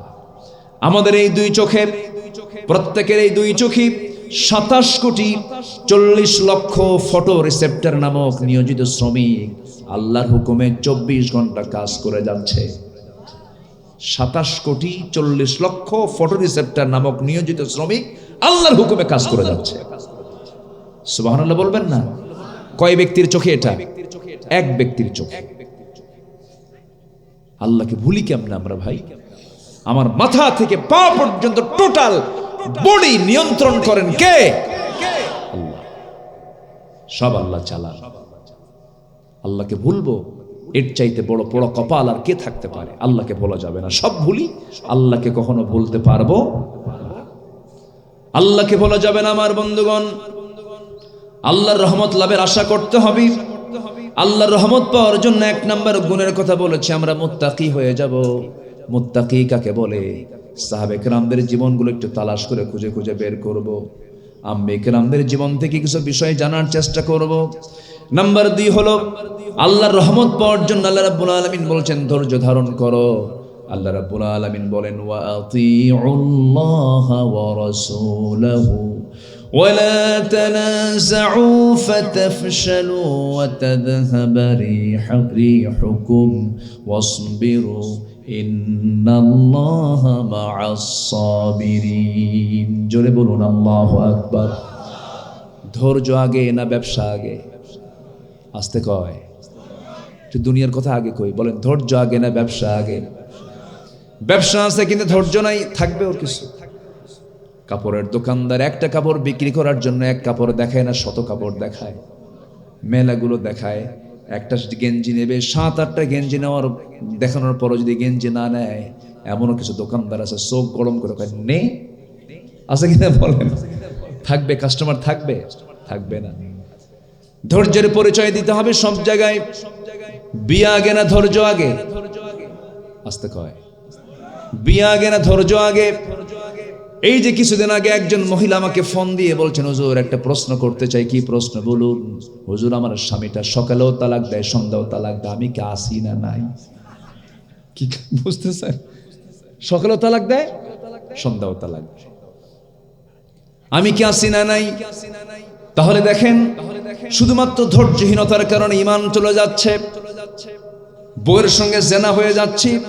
তালাক দেওয়ার পরে আবার কেন্দে বলে, হুজুর বড় ভুল করে ফেলেছে, রাগের মাথায় তালাক দিছে হুজুর, 2টা মেয়ে আছে, সংসার তো নষ্ট করা যাবে না, একটু ব্যবস্থা করে দেন। দেখছেন, মার্ডার করছে, কিন্তু মার্ডার করে কি কয়? ব্যবস্থা করে দেন। কেমনে হবে? কেমনে করে সম্ভব? আপনি তালাক চূড়ান্ত আকারে দিয়েছেন, আর ফেরত নেওয়ার কোনো সুযোগ হবে না। আমার বন্ধুগণ, অসংখ্য পরিবার আমার দেশে আছে, স্বামী স্ত্রী পরিচয় বহন করে চলছে, বাচ্চা কাচ্চা হচ্ছে, কিন্তু সবগুলো জেনা জেনা জেনা। ঠিক কিনা? জেনা। শরিয়ত বোঝে না, ধৈর্য নাই, মুখে যা আসছে তাই কইছে। 1 তালাক তো 3, আত-তালাকু মাররাতান, 3 তালাক, আত-তালাকু মাররাতান, 2 তালাক। কিন্তু কোনো কোড নাই, কোনো নিয়ম নাই, কোনো মানে সিস্টেমই নাই, একসাথে 100 তালাক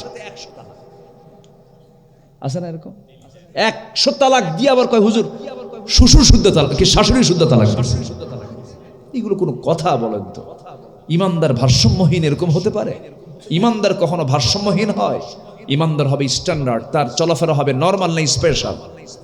এই স্পেশাল কিসের নরমাল? ইমানদার থাকবে কি নরমাল মানুষের মতো নেই, স্পেশাল থাকবে। স্পেশাল বলেন, সবাই মিথ্যা কথা বলবে, ইমানদার মিথ্যা কথা বলবে না। ইমানদার থাকবে হলো ব্যতিক্রম। ইমানদারের সাথে অন্য লোকের কোনো সম্পর্ক মানে যে ডিফারেন্সটা হবে আকাশ জমিন। ইমানদাররা তার চলাফেরা, তার চালচলন, তার কথাবার্তা সব হবে একরকম না ভিন্ন রকম? ভিন্ন রকম, একটু ভিন্ন হবে। আমার বন্ধুগণ, ধৈর্যশীল আমরা হব। পৃথিবীতে এমন কোন পয়গম্বর নাই যে পয়গম্বরকে আল্লাহ রাব্বুল আলামিন ধৈর্যের মতো গুণ দেন নাই। ধৈর্য এমন একটা গুণ, এই ধৈর্য যার আছে তার সফলতা নিশ্চিত। ধৈর্য যার নাই তার সফলতা কখনো অর্জন হবে না। এই যে এত রাত ধরে 11:30 বাজে এই মাটিতে শক্ত জায়গায় সারাদিন কাজ করার পরে এখানে বসে বসে আপনারা কোরআন শুনতেছেন, এখানে ধৈর্যের দরকার আছে না নাই বলেন? আছে। ধৈর্য ছাড়া কোনো কিছুই কিন্তু অর্জন হয় না। ধৈর্যটা অবলম্বন করা একটা যোগ্যতা, আর রাগ করা কোনো যোগ্যতা না। রাগ এমনি করা যায়। বাগান সাজাতে অনেক পরিশ্রম করতে হয়, জঙ্গল করতে কি পরিশ্রম করতে হয়? জঙ্গল এমনি এমনি হয়ে যায়। কিন্তু আপনি একটা গার্ডেন বানাবেন, একটা পরিচ্ছন্ন পার্ক বানাবেন, বহু শ্রম সেখানে তৈরি, বহু শ্রম দিয়ে সেই পার্কটা বানাতে হয়, বাগানটা সাজাতে হয়। কিন্তু আপনার জঙ্গল হওয়ার জন্য কিচ্ছু লাগে না, রাগের জন্য কোনো যোগ্যতা লাগে না, রাগের জন্য কোনো পরিশ্রম লাগে না। ধৈর্যের জন্য অবশ্যই যোগ্যতার দরকার আছে না নাই? আমার বন্ধুগণ, আদম থেকে শুরু করে আমার রাসূল পর্যন্ত সব নবীর জীবনে যতগুলো গুণ ছিল এর মধ্যে অন্যতম গুণ হলো সবর ছিল তাদের মাঝে 100%। আদম আলাইহিস সালাতু ওয়াস সালাম জান্নাতের মধ্যে ছিলেন, ভালোই ছিলেন, ভালোই খেয়েছেন। আম্মা জান হাওয়া আলাইহিস সালাতু ওয়াস সালামকে নিয়ে জান্নাতের মধ্যে ভালোই কাটাইছেন। দুনিয়াতে তাদের আসার কোনো প্রয়োজন ছিল না, কিন্তু ওয়াসওয়াসা দিয়েছিল কে? কে বলেন, কে দিয়েছিল? কে দিয়েছিল? শয়তান যদি জান্নাতের মধ্যে গিয়ে আমার আব্বা আম্মাকে যদি ওয়াসওয়াসা দিয়ে যদি ফাযাল্লাহুমা পদস্খলন ঘটাতে পারে, সেই শয়তান বুঝি রাজশাহী জেলার তানোর উপজেলা চেনে না? চেনে কি না? শয়তান এসে আপনাকে ধরবে, অ্যাটাক করবে। প্রত্যেক রাত্রের শেষ সময়ে, বরকতের সময়ে, প্রত্যেকটা রাত্রি শেষ সময়ে প্রত্যেক ব্যক্তির কাছে শয়তান চলে আসে, এসে বলে আলাইকা লাইলুন তাবিল, আলাইকা লাইলুন তাবিল, ও বান্দা তোমার রাত বড় লম্বা, ঘুমাও। মুয়াজ্জিন আযান দেয় আসসালাতু খায়রুম মিনান নাওম, আর শয়তান কি কয়? আলাইকা আলাইকা লাইলুন তাবিল, তোমার জন্য রাতটা অনেক লম্বা, ঘুমাও। শয়তান এসে করে কি? হাদিসে আসছে প্রত্যেকটা বান্দার কাছে এসে 3টা গিট মারে। 3টা কি মারে? গিট মারে। এলাকায় কি বলে এটা? গিরা মারে, ওই যে দড়ি দিয়ে। হ্যাঁ, 3টা গিট মারে। 3টা গিট মেরে শয়তান চলে যায়। আমার রাসূল বলছেন তোমরা যদি এই 3টা গিট যদি ছুটাতে চাও, প্রথম গিট হলো ছুটাতে হলে শয়তানের গিট যদি ছুটাতে চাও, যখন তুমি আজান শুনবে, আজান শোনার সঙ্গে সঙ্গে যদি তুমি তোমার পিঠটা যদি বিছানা থেকে যদি আর মাইনাস করে যদি বসতে পারো, 1 নাম্বার গিট ছুটে গেল। বিছানা থেকে নেমে ওযু বানাবা, 2 নাম্বার গিট ছুটে গেল। পায়ে হেঁটে মসজিদের দিকে চলে যাবা, নামাজে দাঁড়াবা, 3টা গিট ছুটে গেল। 24 ঘন্টা শয়তান তোমার ধারে পাশে আসতে পারবে না। রাজি আছেন সবাই? কয়টা গিট ছুটাবো শয়তানের? বলেন বলেন, কয়টা গিট ছুটাবো? বলেন কারা কারা, একটু হাত তুলে দেখেন তো দেখি। আজকের থেকে ফজর আর কাজা হবে না। রাজি আছেন তো সবাই? জোরে বলি ইয়া আল্লাহ। আমাদেরকে ফজর, যোহর, আসর, মাগরিব, আয়েশা 5 ওয়াক্ত সালাত আদায় করার তৌফিক তুমি আল্লাহ দিয়ে দাও। জোরে বলি আমিন। আরো জোরে আমিন, আরো জোরে আমিন। আদম আলাইহিস সালাতু ওয়াস সালাম জান্নাতে টিকতে পারলেন না, জান্নাতের পোশাক শরীর থেকে বের হয়ে গেল, খুলে গেল। বারবার তিনি জান্নাতের পাতাগুলো নিচ্ছেন, সতর ঢাকার চেষ্টা করেন, সতর ঢাকতে পারেন না। আল্লাহ রাব্বুল আলামিন বলছেন আদম রে, আমার সিদ্ধান্ত চূড়ান্ত হয়ে গেল, তুমি আর থাকতে পারবা না। কুলনা হাবিতু মিনহা জামিআন ফাইম্মা ইয়াতিয়ান্নাকুম মিন্নি হুদান ফামান তাবিআ হুদায়া ফালা খাউফুন আলাইহিম ওয়ালা হুম ইয়াহজানুন। জোরে বলুন আল্লাহু আকবার। আদম তুমি চলে যাও, দুনিয়াতে এসে পড়লেন, পৃথিবীতে কোনো মানুষ নাই, এই দুইজন ছাড়া সংসার জীবন শুরু হয়ে গেল। কত ঘাত প্রতিঘাত, কত বিপদ মুসিবত, সব মুসিবতে পড়েও তিনি আল্লাহকে বলেন নাই। ধৈর্যের পরিচয় দিয়ে যে দোয়াটা পড়েছেন সেই দোয়াটা আমরাও আল্লাহ পাক আমাদেরকে শিখাইয়া দিয়েছেন। আদমের দোয়া, কার দোয়া? আমার আব্বার দোয়া। সবাই জোরে জোরে বলেন, রব্বানা যালামনা আনফুসানা ওয়া ইল্লাম তাগফির লানা ওয়া তারহামনা লানাকুনান্না মিনাল খাসিরিন। জাবালের রহমতে সাক্ষাৎ হয়ে গেছে। আল্লাহ পাক আমাকে এই তো কয়েকদিন আগে মক্কা ঘুরলাম, মদিনা ঘুরলাম, আল্লাহ পাক যার তৌফিক দান করেছেন। জাবালের রহমত, সব পয়গম্বরের পদচিহ্ন সেখানে আছে, তাদের পা পড়েছে, সব নবীকে আল্লাহ পাক সেই জায়গায় হাজির করে দিয়েছেন। আমার বন্ধুগণ, আমার ভাইরা, সমস্ত নবীকে আল্লাহ রাব্বুল আলামিন পরীক্ষার মধ্যে ফেলেছেন, তারা ফেল করেছেন না পাশ করেছেন। আল্লাহ রাব্বুল আলামিন অনেক নবীর দোয়া কোরআনে কোট করে দিয়েছেন। আমাদের জাতির পিতাকে, আরো জোরে, আমাদের জাতির পিতাকে। পরীক্ষা কম না পরীক্ষা বেশি? কোন নবীকে আগুনে নিক্ষেপ করা হয়েছিল? কাকে কাকে কাকে কাকে? আগুনে। তাহলে দেখেন, একজন নবীকে আগুনের পুড়ে মারার অর্ডার দেওয়া হয়, একজন নবীর বিরুদ্ধে আগুনে পুড়ে মারার যদি অর্ডার দেওয়া হয়, এখান থেকে বুঝে নিতে হবে দিন কায়েমের সংগ্রামে আমরা যারা এগিয়ে যাব, অবশ্যই বাতিলদের আক্রমণ আছে না নাই? এখান থেকে শিক্ষা নিতে হবে। আমার নবীর গায়ে মশা মাছি পড়তো না। আমার নবী সূর্যের নিচে হাঁটলে আল্লাহ পাক সূর্যের নিচে একখণ্ড মেঘ দিয়ে রাখতেন। আমার নবী যে ঘামলে পরে সেই ঘাম কৌটাই তুলে সাহাবীরা আতর বানায় ব্যবহার করতেন। সেই নবীরও দাঁত ভেঙে দেওয়া হয়েছে, সেই নবীর কোমর অকেজ হয়ে গেছে। কোদাল দিয়ে পরিখা খনন করতে করতে খন্দকের ময়দানে সেই রাসূলকে দেশ ছাড়া করা হয়েছে। না খেয়ে থাকতে হয়েছে মাসের পরে মাস, উপোস থাকতে হয়েছে। এত কষ্ট, এত নির্যাতন সহ্য করেছেন একমাত্র কারণ, সকল নবীদের ভীষণ এবং মিশন ছিল একটাই, সেটা হলো তাগুতকে পরিহার করে আল্লাহর দ্বীনকে আল্লাহর জমিনে কায়েম করা। আমরা সব দেখা শেষ করেছি আমার দেশে। গোটা পৃথিবীর দ্বিতীয় বৃহত্তম মুসলিম জনপদ বাংলাদেশ। এই 54 বছর, 71 থেকে এই 2025 সাল পর্যন্ত 54 বছর বহু সরকার আসছে গেছে। এর আগেও পাকিস্তান পিরিয়ডে আইয়ুব করেছেন শাসন, মুজিব দিয়েছেন ভাষণ, জিয়া কেটেছেন খাল, আমাদের চাচাইয়ের সাদের তাল বেতাল। 16 বছর মাঝখান দিয়ে চলছে শুধু হরতাল আর হরতাল। সব দেখা শেষ। আগামীর বাংলাদেশকে আমরা সাজাতে চাই কোরআনের বাংলাদেশ। রাজি আছেন কারা কারা? হাত উঁচু করে দেখান মুসলমান।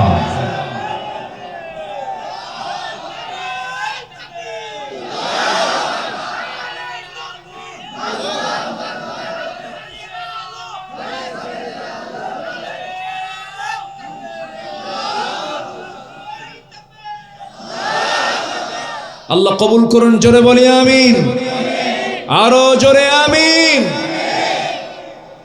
যে মুসলমান আল্লাহর আইন প্রতিষ্ঠিত হোক চায় না, ওর নতুন করে ঈমান আনতে হবে।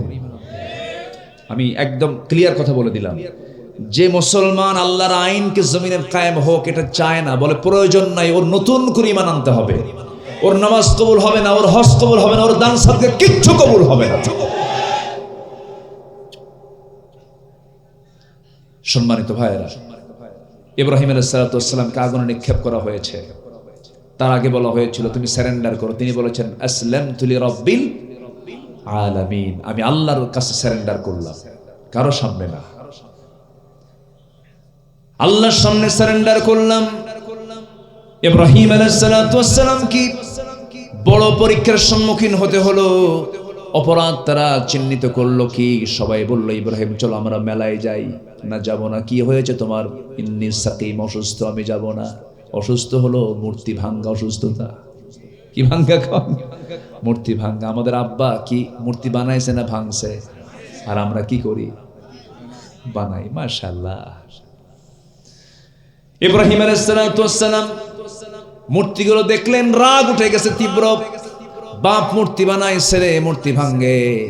আমাদের আব্বা, যিনি ইব্রাহিমের আব্বা ছিল, মূর্তি নিজে বানাতো, নিজের হাতে বানায় মূর্তিগুলো আবার বেচতো। এমন দেবতা বেচা খায়। এমন দেবতা কি খায়? বেচা খায়। একদিন বলতেছে, আব্বা তুমি মূর্তি বেচে খাও? আল্লাহু আকবার। অনেকগুলো মূর্তি বানাইছে। বানানোর পরে ঝুড়িতে করে নিয়ে আসতে হবে। বাপ আজর বলছে, ইব্রাহিম ঝুড়িতে করে তুমি নিয়ে আসো বাজারে, মূর্তিগুলো বেচতে হবে। আচ্ছা আব্বা আপনি যান। পাঠায় দিস আগেই।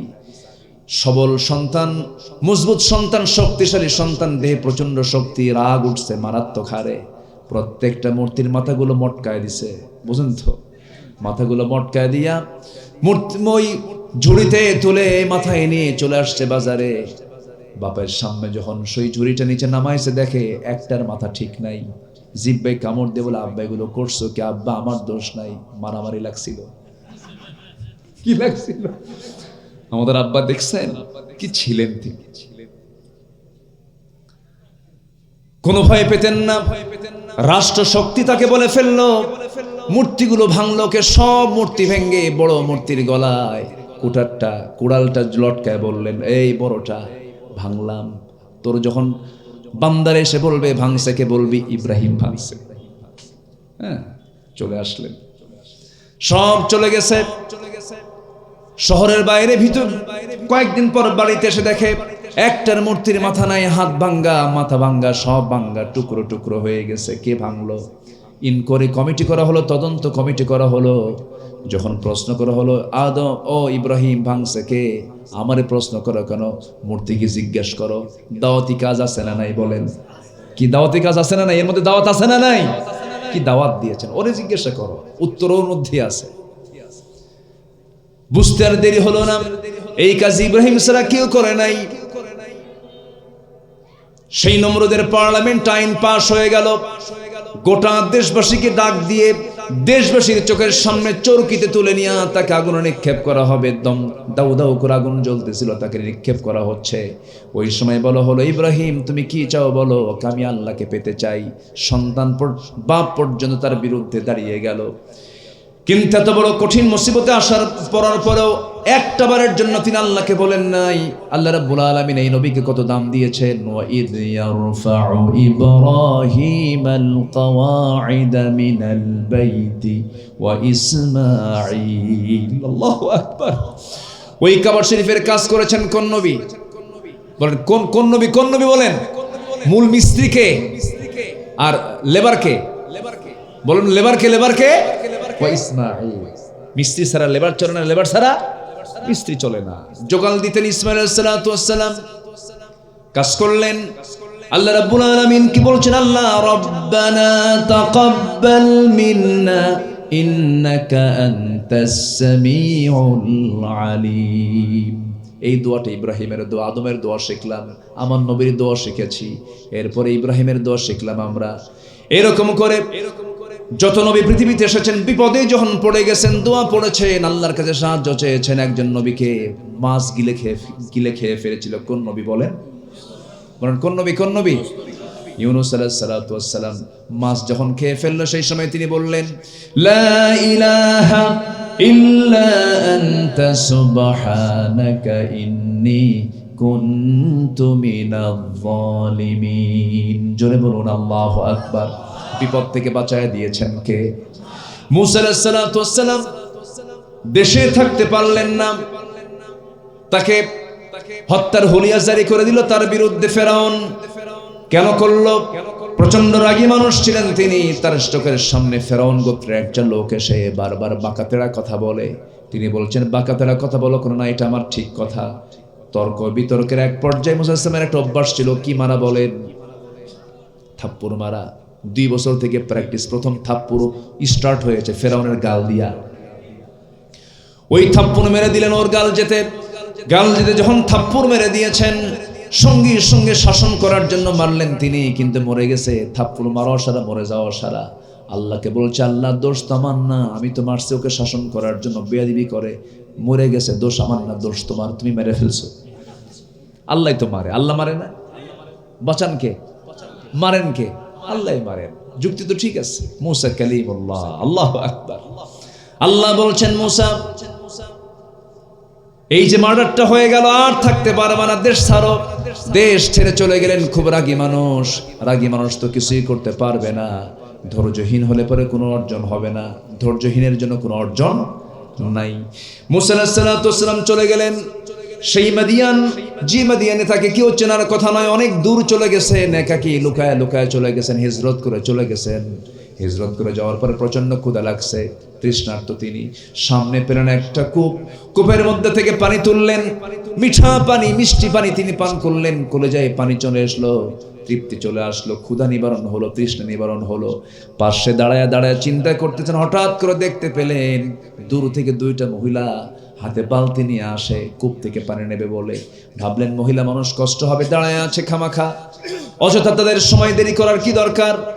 দাঁড়ায় আছে, ওই কূপ থেকে পানি নেয় না। বলতে সেই মহিলারা, তোমরা এখানে দাঁড়ায় থেকে কি করো, সন্ধ্যার পরে তো কষ্ট হয়ে যাবে, দাও বালতি দাও, আমরা কূপ থেকে পানি তুলে দেই। বলতেছে যে আমাদের আব্বা যান বুড়া মানুষ, আবিনা শাইখুন কাবীর, আমাদের আব্বা বুড়া মানুষ, নড়াচড়া করতে পারে না, এই জন্য আমরা বাধ্য হয়ে আসছি, পুরুষ না এই জন্য আমরা আসছি। ঠিক আছে, বালতি দাও। কূপের কাছে চলে গেলেন, উপরে একটা ঢাকনা, সেই ঢাকনা টান দিতে 7 থেকে 8 জন যুবকের প্রয়োজন হয়। মুসা আলাইহিস সালাতু ওয়াস সালাম বাম হাতে ধরলেন আর ফিকা মারলেন, সিটকে 14 হাত দূরে গিয়ে পড়লো। ওই দুইটা মহিলা থরথর করে কাঁপে, এটা মানুষ না অন্য কিছু। আল্লাহু আকবার বলবেন না? নবীদের গায়ের জোর কম না বেশি?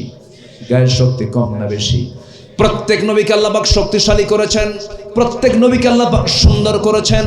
মুসা আলাইহিস সালাতু ওয়াস সালামের এই শক্তি দেখে দুইজন মহিলা আতঙ্কিত হয়ে গেল, হারে কত বড় শক্তি, শক্তিশালী পুরুষ। বালতি ভরা পানি দিয়ে বললে, তাড়াতাড়ি চলে যাও, সন্ধ্যার পরে মেয়েদের থাকতে নেই, চলে যাও বাড়িতে। বাড়িতে পাঠায় দেওয়া হলো। বুড়া বাপ দেখে বলছে, মা প্রত্যেক দিন পানি আনতে সন্ধ্যা পার হয়ে যায়, আজকে এত তাড়াতাড়ি সূর্য ডোবার আগে পর চলে আসলেন, কারণটা কি? আব্বা কাভিয়ুন আজিজ, শক্তিশালী একজন যুবককে পেলাম, এত শক্তিশালী, ঢাকনায় হাত দিল, সিটকে পড়ে গেল। খুব শক্তিশালী একজন যুবক। বুড়ো বাপ বলতেছে, আমার মা শোনো, তুমি আমার বড় মেয়ে, আগামীকালকে যাবে, ওই পুরুষকে সামনে পেয়ে আমার পক্ষ থেকে সালাম জানায় বলবে সেজন্য আমার বাড়িতে আসে, আমি তাকে দাওয়াত দিলাম। আচ্ছা ঠিক আছে আব্বা, আমি যাবো। পরের দিন বড় মেয়েকে পাঠায় দিয়েছেন, যে বলতেছে, আব্বা বুড়া মানুষ, আপনাকে সালাম জানিয়েছেন, আপনি আমাদের বাড়িতে আসবেন। মুসা সাহেব মনে মনে খুব খুশি, কেউ চেনে না এখানে, খুব ভালোই তো হলো, পরিচয় হলে তো ভালোই হয়। ভাবলেন একটু যাই। এখন বলতেছে, আমি কেমন করে যাব? আমি তো বাড়ি চিনি না, আপনি আমাকে বাড়ি চিনায় দিবেন কেমনে? আমি তো বাড়ি চিনি না। মহিলা বলতেছে, আপনার কোনো টেনশন করার দরকার নাই, আমি সামনে সামনে চলবো, আপনি আমার পিছে পিছে চলবেন, আমি যেদিকে যাবো আপনি সেদিকে যাবেন। মুসা আলাইহিস সালামের চোখ বড় বানায় বলতেছে, মহিলা তুমি আমাকে কি পুরুষ ভাবো? আমি কি পিছে থাকার পুরুষ নাকি? আমি পিছে থাকবো, তুমি মহিলার সামনে থাকবে, আমার চোখের গুনাহ হয়ে যাবে, আমার চোখের গুনাহ আমি করতে চাই না। পুরুষের সঙ্গে বেশি কথাও বলতে হয় না, অতএব আমি সামনে যাব, তুমি পিছনে থাকবে। রাস্তায় চলতে চলতে যখন তুমি দেখবে আমি ভুল পথে যাচ্ছি, তখন বলবা ডান, তখন বলবো বাম। তোমার মুখ থেকে শুধু 2টা শব্দ বের হবে, বাম ডান, বাম ডান, অতিরিক্ত কোনো কথা বলা জায়েজ নাই। এবার মহিলা মনে মনে কয়, গতকালকে দেখলাম শক্তিশালী, আজকে দিকে চরিত্র ভালো, বদ নজর নাই, ভালো। কি কথা বলেন? দেখা শেষ হয়ে গেল, বাড়িতে পৌঁছে গেছেন। বৃদ্ধ লোকটার সামনে দাঁড়ানো, সালাম বিনিময় করলেন। সালাম হওয়ার সঙ্গে সঙ্গে সালামের জবাব দিয়ে ফেলছেন বুড়ো মানুষ জবাব দিয়ে বলছে, হে যুবক, তোমার নাম তো মুসা। উনি এখন আশ্চর্য হয়ে ভাবলেন, গত পরশুদিন, গত কয়েকদিন আগে এত কষ্ট করে দূর দূরান্ত পাড়ি দিয়ে এত দূর পর্যন্ত আসলাম, কিন্তু জানলাম, ভাবতেছিলাম আমাকে চিনবে না, কিন্তু এই লোকটা আমার চিনল, আমার নাম মুসা, কয় ফেরাউনের লোক নাকি? কি কথা কি বুঝতেছেন আপনারা? চিন্তায় পড়ে গেছেন। সঙ্গে সঙ্গে এবার বৃদ্ধ লোক চিন্তা করতেছে, ও মুসা তুমি কি চিন্তা করো? উনি হতভম্ব হয়ে গেছেন, অবাক হয়ে গেছেন। এবার বলছেন, হে মুসা চিন্তা করুন, আরো কিছু জানি কি? থাপ্পুর মারছো, মরে গেছে, এরপর এখানে পালায় আসছো। কথা বোঝেন নাই? ব্যাখ্যা সহ বলে দিয়ে আরো জড়সড় হয়ে গেলেন। এবার বলছেন, ও মুসা তুমি তোমার শত্রুর কাছে পৌঁছো নাই, তুমি এমন ব্যক্তির সামনে দাঁড়িয়েছ যদিও চামড়াগুলো কুঁচকে গেছে, চোখে কম দেখে, কিন্তু এই বুড়া কিন্তু দুনিয়ার সাধারণ বুড়াদের কাতারের বুড়া নয়। এই বুড়ার পরিচয় হলো ইলা মাদিয়ানা আখাহুম শুআইবা, আল্লাহ তাআলা মাদিয়ানবাসীর জন্য যাকে নবী করে পাঠিয়েছেন আমি হলাম আল্লাহর পয়গম্বর শুআইব আলাইহিস সালাতু ওয়াস সালাম।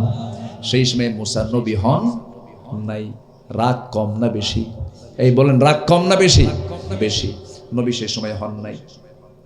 এবার শুআইব আলাইহিস সালাতু ওয়াস সালাম বলছেন, মুসা শোনো, গতকালকে আমার মেয়েকে দেখেছো, আজকেও মেয়েকে দেখেছো, দুইটা কন্যার যে কোনো একটা কন্যাকে তোমার সঙ্গে আমি বিয়ে দেব, তুমি কি আমার মেয়েকে বিয়ে করবা নাকি? নবীর মেয়েকে বিয়ে করবেন এমন কোনো মানুষ কি থাকতে পারে নাকি? কি ভাগ্যবান তিনি মনে করলেন, বললেন আমি বড় ভাগ্যবান, আপনি আমাকে প্রস্তাব দিয়েছেন, আপনি যদি এখনই সম্মতি দেন আমি এখনই বিয়ে করব।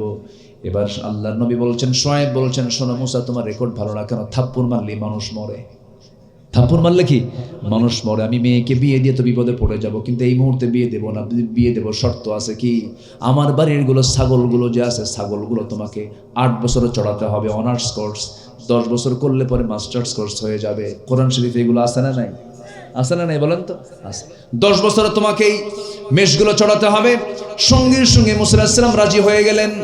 বলেন তো, পৃথিবীতে যত জন্তু জানোয়ার আছে সবচেয়ে বাঁকা তেড়া জাত একটা আছে, তার নাম কি বলেন? একবার যদি ব্রেক মারে, দুইটা পা যদি একবার বসায় দেয়, দড়ি ছেড়ে কিন্তু পাবলিক নড়ে না। কি ঠিক কিনা কম? এই ছাগল নড়ে না।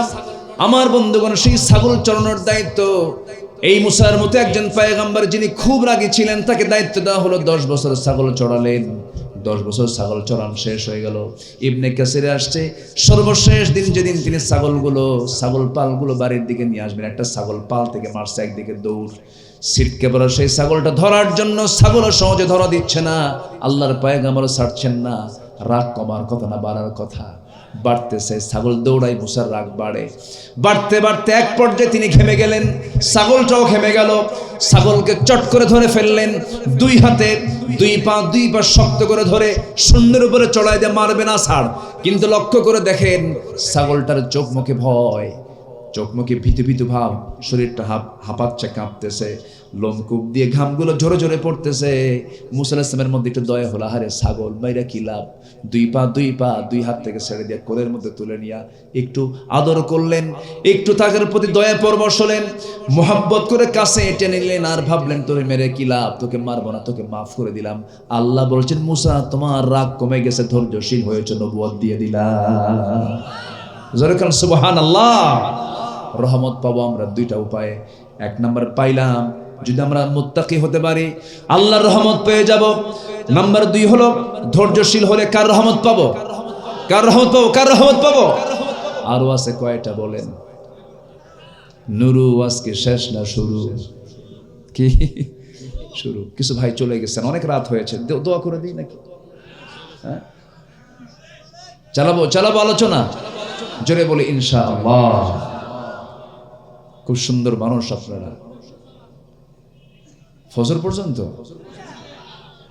ফজর পর্যন্ত থাকবে, সবাই থাকেন, আমি চলে যাই, খুব ভালো, আলহামদুলিল্লাহ, অনেক সুন্দর মানুষ আপনারা। নাম্বার 3 হলো আল্লাহর রহমত পাওয়ার জন্য দরকার হচ্ছে ইবাদতে মনোযোগী হওয়া, মনোনিবেশ হওয়া। ইবাদতে যেন মন যেন অন্যদিকে না যায়। সকল ইবাদতে মনোযোগ দিব কার দিকে? আসতে বলবেন না, কার দিকে?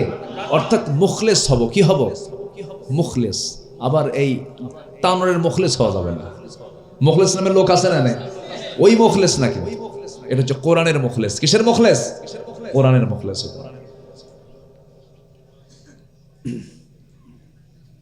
আল্লাহ রাব্বুল আলামিন বলেন, ওয়ামা উমিরু ইল্লা লিয়া'বুদুল্লাহা মুখলিসিনা লাহুদ-দ্বীন হুনাফা'a ওয়া ইউকিমুস সালাতা ওয়া ইউতুস যাকাতা ওয়া যালিকা দীনুল কাইয়্যিমাহ। মুখলেস হতে হবে, একমাত্র আল্লাহর জন্য ইবাদতকে নির্দিষ্ট করতে হবে। নাম্বার 4 হলো দান করব দেখে দেখে না, আল্লাহর সন্তুষ্টির জন্য। বলুন কার জন্য? কার জন্য? কার জন্য? আল্লাহ বলছেন বান্দারে মা তুনফিকু বিয়ামিনি, যা তুমি ডান হাতে দান করেছো, বাম হাত জানে না, বাম হাত দিয়েছে ডান হাত জানে না, এমন গোপন দানকারীকে আমি আল্লাহ রাব্বুল আলামিন আরশ আজিমের ছায়ায় আমি তাকে জায়গা করে দেব। রহমত কার পাবো আমরা বলেন? আল্লাহর রহমত পেয়ে যাবো, আল্লাহর পথে দান করবো। মান যাল্লাযী ইউকরিদুল্লাহু কারদান হাসানান ফায়ুদাঈফাহু লাহু আদআফান কাসীরা। নাম্বার 5 হলো আল্লাহর শরণে লিপ্ত থাকা। আল্লাহকে স্মরণ করলে রহমত করবেন কে? ফাযকুরুনি আযকুরুকুম ওয়াশকুরুলি ওয়ালা তাকফুরুন। নাম্বার 6 হলো তওবা করা। কার কাছে? আসতে বলেন, তওবা করা কার কাছে? ক্ষমা চাওয়া কার কাছে বলেন? আমাদের গুনাহ আছে না নাই? ক্ষমা চাওয়ার দরকার আছে না নাই? গুনাহ আছে, যারা ক্ষমা চাইতে হবে তার কার কাছে? রহমত দেবেন কে বলেন? আল্লাহ দিবেন। আল্লাহর রহমতে ধন্য করবেন। নাম্বার 7 হলো আল্লাহর উপরে ভরসা করা। সকল জায়গায় আল্লাহর উপরে ভরসা করা। ছেলে হয় না, মেয়ে হয় না, মাজারে যাবো না আল্লাহর কাছে চাবো, মাজারে যাবো না আল্লাহর কাছে চাবো। কার কাছে চাইবো? ছাগল নিয়ে যায় মাজারে, আছে কি না? আছে আছে আছে। এগুলো করা যাবে না। কারো কাছে সন্তান পাবেন না। ওই বাবার দরবারে যে সন্তান পাবেন না। কিছু কিছু লোক আছে গিয়ে নিজের বাপকে বাপ কয় না, বাবার দরবারে আছে যায় বাবা, আছে না? বাবা একটা বাচ্চা দিবা, ও কি বাচ্চা দেওয়ার মহাজন? বাচ্চা দেওয়ার মহাজন কে? বলেন বলেন, কে কে কে? আল্লাহ দেন। ইব্রাহিম আলাইহিস সালামকে সন্তান দিয়েছেন 80 বছরে। কত বছরে? 80 বছরে। বুড়া মানুষ আল্লাহ দিয়েছেন। আল্লাহ পারেন না? আল্লাহ পারেন। আল্লাহই তো পারেন। সন্তান বারবার মেয়ে হয়। মেয়ের সন্তান হলে পরে স্বামী রাগ করে বউকে বলে তোর পেট পচা। এগুলো হারাম কাজ, নিন্দনীয় কাজ। এমন কেমন ঘটনা আমার দেশে ঘটেছে। বারবার মেয়ে হওয়ার কারণে বউকে তালাক দেয়। কত নোংরা, কত অসভ্য, কত বড় জাহেল আছে না? এরকম আছে। পেট পচা, মেয়ে হলে পেট পচা হয়। আমার নবী মেয়ের বাপ না ছেলের বাপ? সবগুলো আমার নবীর কি ছিল? ছেলে না মেয়ে? মেয়ে ছিল। 4টা মেয়ে ছিল। রাসূল বলেছেন 4টা মেয়ে আমার, যার ঘরে 3টা মেয়ে তার জন্য 3টা জান্নাত। যেরকম সুবহানাল্লাহ। কখনো এই সমস্ত বিষয় নিয়ে গালমন্দ করবেন না, আল্লাহ নারাজ হয়ে যাবেন, রহমত থেকে বঞ্চিত হয়ে জাহান্নামে চলে যাবেন। সন্তান দেওয়ার ফয়সালা কার হাতে? আল্লাহর হাতে। 7টা মেয়ে হয়েছে আমার এক মুসল্লি হেডমাস্টার। 7টা মেয়ে বলে আমাকে এসে বলে, হুজুর আমার 8ম মেয়ে স্ত্রীর গর্ভে, তখন হয়নি। তো 8ম বাচ্চা যখন মেয়ে হলো, আমি তো আলহামদুলিল্লাহ কইছি, কিন্তু আমার 14 গোষ্ঠী সব আমার বাড়িতে হাজির। এক একটার চোখের দিকে তাকালে মনে হয় আগুন আর রক্ত মনে হয়ে বের হয়ে আসতেছে। এত রাগ, লজ্জা নাই, শরম নাই। বাচ্চা বারবার নাও, এই বাচ্চার নাম রেখে দাও ইতি, সমাপ্তি। আর না চাই না নাকি? হুজুর আমাকে এরকম করে নসিহত করে, আর আমি মনে মনে ভাবলাম যে তোরা যা বল বল, আমি তো খুশি, আমি তো মেয়ের বাপ। হুজুর আমি আমার মেয়ের নাম রেখে দিয়েছি আশা, মানে আরো আসুক। শুকরিয়া আদায় করার মতো কিছু বান্দা দুনিয়াতে আছে না নাই? মনক্ষুণ্ণ হওয়া যাবে না। বরঞ্চ মেয়ের সন্তানকে যদি আপনি লালন পালন ভালোভাবে করতে পারেন, 1000 সন্তান ছেলে সন্তানের চাইতে মেয়েই ভালো। বলি আলহামদুলিল্লাহ। বাপকে আদর করে বেশি কারা? ওরে বাপরে বাপ। এখন তো খুব মেয়ে মেয়ে করতেছেন খুব, কিন্তু মেয়ে হলে পরে মুখে কোনো আওয়াজ নাই। কি খবর, কি খবর, বাচ্চা কাচ্চা হয়েছে, খবর কি, কি হয়েছে? মেয়ে। আর যদি হয় ছেলে, কি ছেলে, মনে হয় এখনই 10 লাখ টাকা চায় বসে আছে। আছে না? ওমান ইয়াতাওয়াক্কাল আলাল্লাহ ফাহুয়া হাসবুহ ফাইযা আযামতা ফাতাওয়াক্কাল আলাল্লাহ ইন্নাল্লাহ ইউহিব্বুল মুতাওয়াক্কিলিন। আল্লাহু আকবার বলেন। ইয়াহাবু লিমান ইয়াশাউ ইনাসা ওয়া ইয়াহাবু লিমান ইয়াশাউ যুকুর। আল্লাহ যাকে চান ছেলে, যাকে চান মেয়ে। আবার আকিমা বন্ধ করে দেন। ফয়সালা, সিদ্ধান্ত একমাত্র চূড়ান্ত কার পক্ষ থেকে? কার পক্ষ থেকে? আল্লাহর পক্ষ থেকে। আমার বন্ধুগণ, নাম্বার 8 হলো রহমত পাবো আমরা যারা পবিত্রতা অর্জন করে চলবে, নাপাক অবস্থায় থাকবে না, নাপাক চিন্তা করবে না, নাপাক দল করবে না। আমার দেশে নাপাক দল আছে না নাই? যে দলে নামাজ নাই সেই দলে, যে দলে নামাজ নাই সেটা হচ্ছে নাপাক দল। ওযু আছে ওদের? যে দলে নামাজ নাই তার ওযু আছে? ওর গোসল আছে, তাহলে পাক না নাপাক? নামাজ ছাড়া যে দল, ওটা হচ্ছে পাক দল না নাপাক দল? নাপাক দলে যাওয়া যাবে না। আল্লাহ পাক আমার প্রতি আল্লাহর রহমত নাজিল করবেন। নাম্বার 9 হলো কৃতজ্ঞতা প্রকাশ করতে হবে। কৃতজ্ঞ বান্দা যে আল্লাহ তার প্রতি রহমত নাজিল করেন। লা ইন শাকারতুম লা আযীদান্নাকুম ওয়া লা ইন কাফারতুম ইন্না আযাবী লাশাদীদ। নাম্বার 10, আল্লাহর ভয়ে কাঁদা। আমরা কাঁদবো কার ভয়ে? কাঁদবো কার কাছে? একমাত্র কান্নার জায়গা বান্দার জন্য কয়টা কান্নার জায়গা বলেন তো? একটা। কার কাছে? বউয়ের কাছে আপনি কাঁদবেন, স্বামী, বউ বলবে কেমন পুরুষ কান্দ। কি ঠিক আছে না বলেন তো? এটা কি পুরুষ নাকি? আবার বউ কাঁদবে আপনার কাছে, স্বামী বলবে মহিলা কান্দেই। মহিলা কোন কান্নার মূল্য পৃথিবীর কোনো মানুষ দেবে না। কিন্তু কোন বান্দা যদি নীরবে নিবৃতে সেজদায় পড়ে যদি এক ফোঁটা চোখের পানি ফেলে, এই চোখের পানির এতটা দাম 7 সমুদ্র দিয়ে জাহান্নাম নিভবে না, কিন্তু বান্দার এক ফোঁটা চোখের পানি দিয়ে আল্লাহর 7টা জাহান্নাম নিভে যাবে। জোরে বলে সুবহানাল্লাহ। আল্লাহর ভয়ে কাঁদবো। ইদা তুতলা আলাইহিম আয়াতুর রহমানি খাররু সুজদান ওয়া বুকিয়া। জোরে বলুন আল্লাহু আকবার। নাম্বার 11 হলো ধৈর্য সানাতের মধ্য দিয়ে আল্লাহর কাছে সাহায্য চাইলে পরে আল্লাহ রাব্বুল আলামিন রহমত নাজিল করবেন। ওয়াস্তাঈনু বিস-সাবরি ওয়াস-সালাহ ইন্নাল্লাহা মা'আস সাবিরিন। নাম্বার 12 হলো সালাতের প্রতি যত্নশীল হওয়া, সালাতের প্রতি অত্যন্ত বিনয়ী হওয়া। হাফিযু আলাস সালাওয়াতি ওয়াস-সালাতিল বুসতা ওয়া কুমু লিল্লাহি কানিতিন। নাম্বার 13 হলো আল্লাহর সামনে দাঁড়ানোর ভয়ে নিজ প্রবৃত্তিকে কামনা বাসনা থেকে নিবৃত্ত রাখা। ওয়া আম্মা মান খাফা মাকামা রাব্বিহি ওয়া নাহান নাফসা আনিল হাওয়া ফাইন্নাল জান্নাতা হিয়াল মাওয়া। নাম্বার 14 হলো সৎকর্মশীল হওয়া। ওয়ালা তুফসিদু ফিল আরদি বা'দা ইসলাহিহা ওয়াদউহু খাউফান ওয়া তামআন ইন্না রাহমাতাল্লাহি কারীবুম মিনাল মুহসিনিন। আল্লাহু আকবার। ভালো কাজ করবা, আল্লাহর রহমত খুব নিকটবর্তী। আল্লাহু আকবার বলে। নাম্বার 15 হলো আল্লাহ এবং রাসূলের পরিপূর্ণ আনুগত্য যদি করতে পারো রহমত পেয়ে যাবে। ওয়া আতিউল্লাহা ওয়ার রাসূল লাআল্লাকুম তুরহামুন। আল্লাহর আনুগত্য করবে, নবীর আনুগত্য করবে, আমি আল্লাহ তোমার প্রতি রহমত নাজিল করব। জোরে কোন সুবহানাল্লাহ। নবীর মুহাব্বত দরকার আছে না নাই? আসতে বলবেন না আছে না নাই? নবীকে স্বপ্ন দেখা দুর্ভাগ্য না সৌভাগ্য? রাসূলকে স্বপ্ন দেখা বান্দার জন্য অসম্ভব না সম্ভব? চেষ্টা করলে সম্ভব করে দিবেন কে? আসতে বলবেন না কে? নবীকে স্বপ্ন দেখার কিছু আমল আমি আপনাকে শেখায় দিচ্ছি, এই আমলগুলো নিয়মিত করবেন, রাসূলকে স্বপ্ন আপনি দেখতে পাবেন।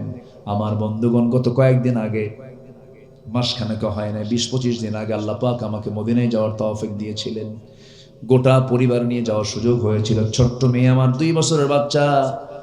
সেই দিন প্রশ্ন করছি, মনে থাকার তো কথা না, বললাম আব্বু কোন ঘরে গেছিলাম? আল্লাহর ঘরে গেছিলাম। আবার নিয়ে চলো, যাবা? বিকেলে যাবা? দেশে আসার পরে বলে বিকেলে যাবা। মানে ও ভাবছে যে যেতে তো বেশি সময় লাগে না, 1 ঘুমে চলে গেছে মক্কা। বিমানে চড়ছে তো 1 ঘুমে চলে গেছে। বলতেছে আব্বু তাহলে বিকেলে চলো যাই। আমার বন্ধুগণ, গিয়েছিলাম বহুবার। নবীর কবর জিয়ারা করার সুযোগ আল্লাহ পাক আমাকে দান করেছেন। মদিনার ইমামদের সঙ্গে কথা বলার সুযোগ দিয়েছেন। অনেক গল্প করেছে, অনেক কথাবার্তা শুনেছি। কোথায় কোন কূপ ছিল, কোথায় কোন জায়গায় বসতেন রাসূল, কোন জায়গায় বসে খুতবা দিতেন রাসূল, কোন জায়গায় তিনি আহলে সুফফাদের সঙ্গে বৈঠক করতেন। সুন্দর করে আরবদের সঙ্গে কথা বলে বলে জায়গাগুলো আমাকে একটা একটা করে দেখায়া দিয়েছেন। এইবার একটু ভিন্ন রকম অভিজ্ঞতা ছিল। আহারে, আমার জীবনের চাইতে যিনি প্রিয় রাসূল। অনেক ধনী মানুষ হচ্ছে আমেরিকা যায়, স্ট্যাচু অফ লিবার্টি দেখে আসে, অস্ট্রেলিয়া সিডনি দেখে আসে, সিঙ্গাপুর মালয়েশিয়া যায়, কিন্তু সোনার মদিনা যেতে পারে না। পোড়া কপাল, ঠিক কিনা? কি কপাল, কি কপাল? পোড়া কপাল। মদিনায় যেতে পারে না আমার বন্ধুগণ। অথচ যে নবী মদিনায় শুয়ে আছেন, মদিনায় শুয়ে থেকে রাসূলের সম্মান মর্যাদা কার পরে? আল্লাহর পরেই তার দাম। আমার জীবনের চাইতে তার দাম, অবশ্যই তার সম্মান কম না বেশি? আমাকে ভালোবাসতে হবে আমার জীবনের চাইতে কম না বেশি?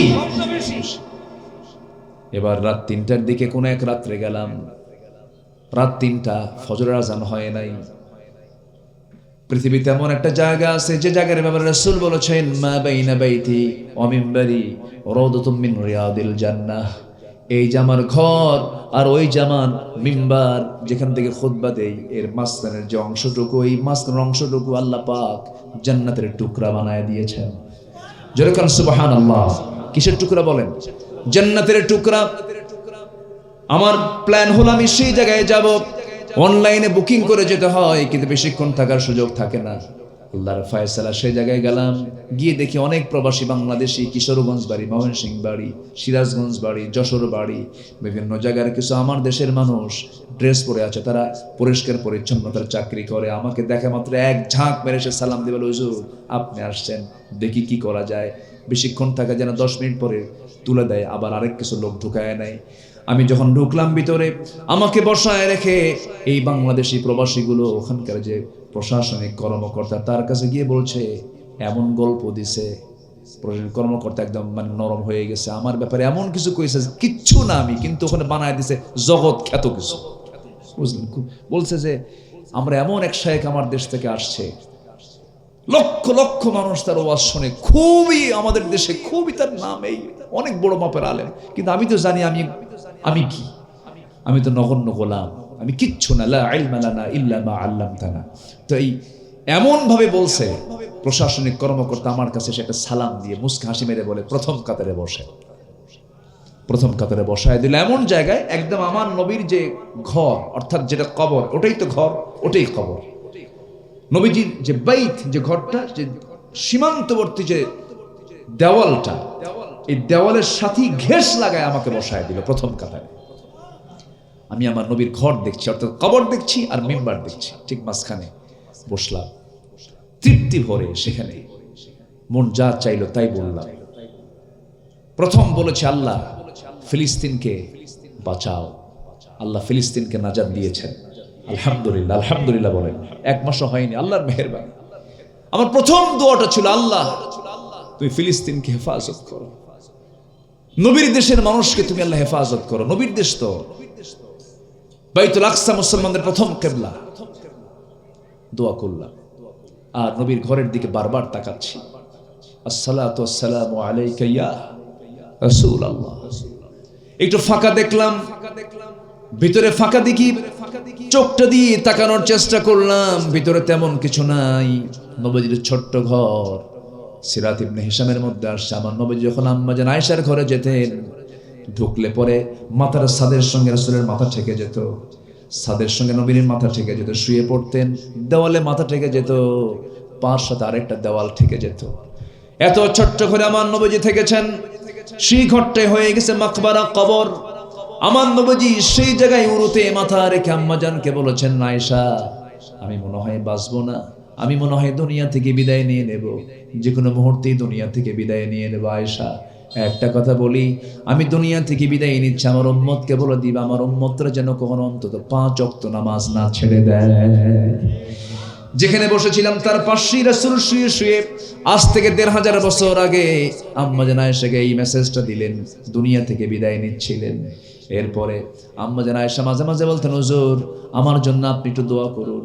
আমার নবীজি একদিন দোয়া করছেন, আল্লাহ আমার আয়েশার আগের পরে সব গুনাহ মাফ করে দাও।